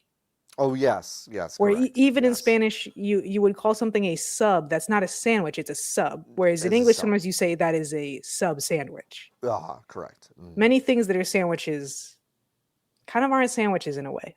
No, A PB&J is not a sandwich; it's a PB&J, it's a even PB and though J. it's a sandwich. You know what I mean? Yeah, no, 100%. Like a Yeah. PB and J. When someone goes, I would like a sandwich. Will you make me a sandwich? You're never going. Okay, great. In my head, I'm gonna make that person a PB and J. Yeah. No, no, Even like a grilled cheese. no. I'm like, that's not a sandwich. That's a That's grilled not what. cheese. That's not a It's its sandwich. own. Yeah, When yeah, yeah. also, this is an aside. If there's more than one other thing in the grilled cheese, it's not a grilled cheese anymore. You made a fucking No, it's panini. not. You made a panini. I You made barely a even panini. want. I like even if you put bacon bits, I'm like, yeah, sure, it's a grilled cheese with bacon. If you put ham in there, that's a fucking panini. That's a ham sandwich. That's a ham sandwich. Yes, I'm over it. I'm sick of these new age places and their grilled cheeses. No, it's crazy. We watched a food reviewer a few weeks ago on WooHit that was just like, I got the new grilled cheese from my local, and it was like it had 4 meats on it. I'm like, brother, We just don't need that's to not be a doing all grilled that. cheese. We don't need to be doing all that. That's not a grilled cheese. We have like words mean something. Although I will say, the places that you'll have like a little shack kind of, not like quite hole in the wall, but a little shack style restaurant, and their whole thing is like, oh, it's all grilled cheese. Obviously they're not all grilled cheeses. They sell grilled cheeses and then they sell sandwiches. However, those sandwiches that they sell, even if they do incorrectly label them as grilled cheeses, tend to be really fucking they're good. really fucking They good. tend to know what they're Oh doing yeah, about those absolutely. paninis. I love for sure. those little caprese style grilled cheeses. Ooh, I could man. tear through those. Mm. Love love a cheese, love caprese. tomatoes. I love a caprese. I love a caprese sandwich. It's delicious. It's a really good. I'll eat some mozzarella and tomato right fucking now. You know what's sick is that I haven't eaten dinner yet, and I'm so hungry, and I can Brother? leave this conversation and eat dinner. I haven't eaten either. God, I'm excited to eat. Yes, let's go eat. So let's go eat. This was a good one. Thanks, of course, to Niki for hanging out for so long. Didn't even ask what they were doing. They just said they had to leave, and so hopefully Niki's having fun doing whatever they're doing. Lotus, do you have anything to plug? I can plug my website, dialedindie.net, and my podcast of the same name, which you can get to at dialedindie.captivate.fm. My latest guest on, Dora Breckenridge. I was not joking when I interviewed Adrian Bazier, dev of In Stars and Time, when I said I'm going to ask your producer a question. I did already have Dora scheduled, and so when I talked to her, I asked that. I asked about production and release management questions, which is something that none of us know anything about, and nobody ever cares about production, but it's really important. And then we talked about a little bit of browser game history. Dora knows what the fuck is up. Used to work at Armor Games. Shout outs to Armor. Well, not anymore, but hey. No longer a shout outs to Armor Games, but hey. But hey. So go listen to that. Please go listen to that. It's a really good podcast. Lotus is good at interviewing these people. So you should listen to that. So it's really good. I don't really have anything to plug. I mean, go to VGBees.com/join. What did you end up calling it? Game Jam, our intro? No, pregame. Yeah, it's WooHit pregame. That's a great point. Twitch.tv/VGBees every Tuesday. Of course, we have Wake Up Honey. It's Tuesday, starting at 8 p.m. Central. But we're gonna start a new thing called pregame, which we're gonna play a video game for the first hour before, like 7 o'clock, maybe earlier. I don't know, Lotus. I will talk about it. We're gonna play a game this Tuesday. So VGBees.com/join, at least at 7 p.m. Central. It might be a little bit earlier, but it'll at least be then. Before we go, we might shoot some guns. We might shoot some guns and add some things that might be already dead. So, who knows what that could be? We do have a brand new review. Wow! A 5-star review from Pixie Blood Store. Thank you so much for leaving a review. That's so great. 5 stars. Bunch of fuck-ass ding-dongs. Positive. That's it. Thank you so much for your review. That's all they wrote. Love that. So I love that review. Thank you so much for leaving it. If you leave us a 5-star review, I'm going to read it on the show. So go do that. You can leave it over on Apple, of course, but you can also leave them on Podchaser. Podchaser is the other aggregator that will capture your reviews and post them on our little aggregator. So do that. And we'll read them on the show, folks. This has been episode 100. Oh, nope, I did that too early. Wow. Reel it back. This has been episode 113 of the VGBees podcast. We've had a blast answering all your questions, discussing all the news of the week. Slow couple weeks on news, but it's been nice because it's for the been best. Able to play some stuff. It's for that the best. Too. The news is rarely good. Yeah, it's not good and it's not plentiful. So we're happy to be back in the saddle, playing some video games, talking about a bunch of different stuff, and also answering your HIVE questions. So thank you for being such an active participant in our program, dear listener. And until next time, keep on buzzing!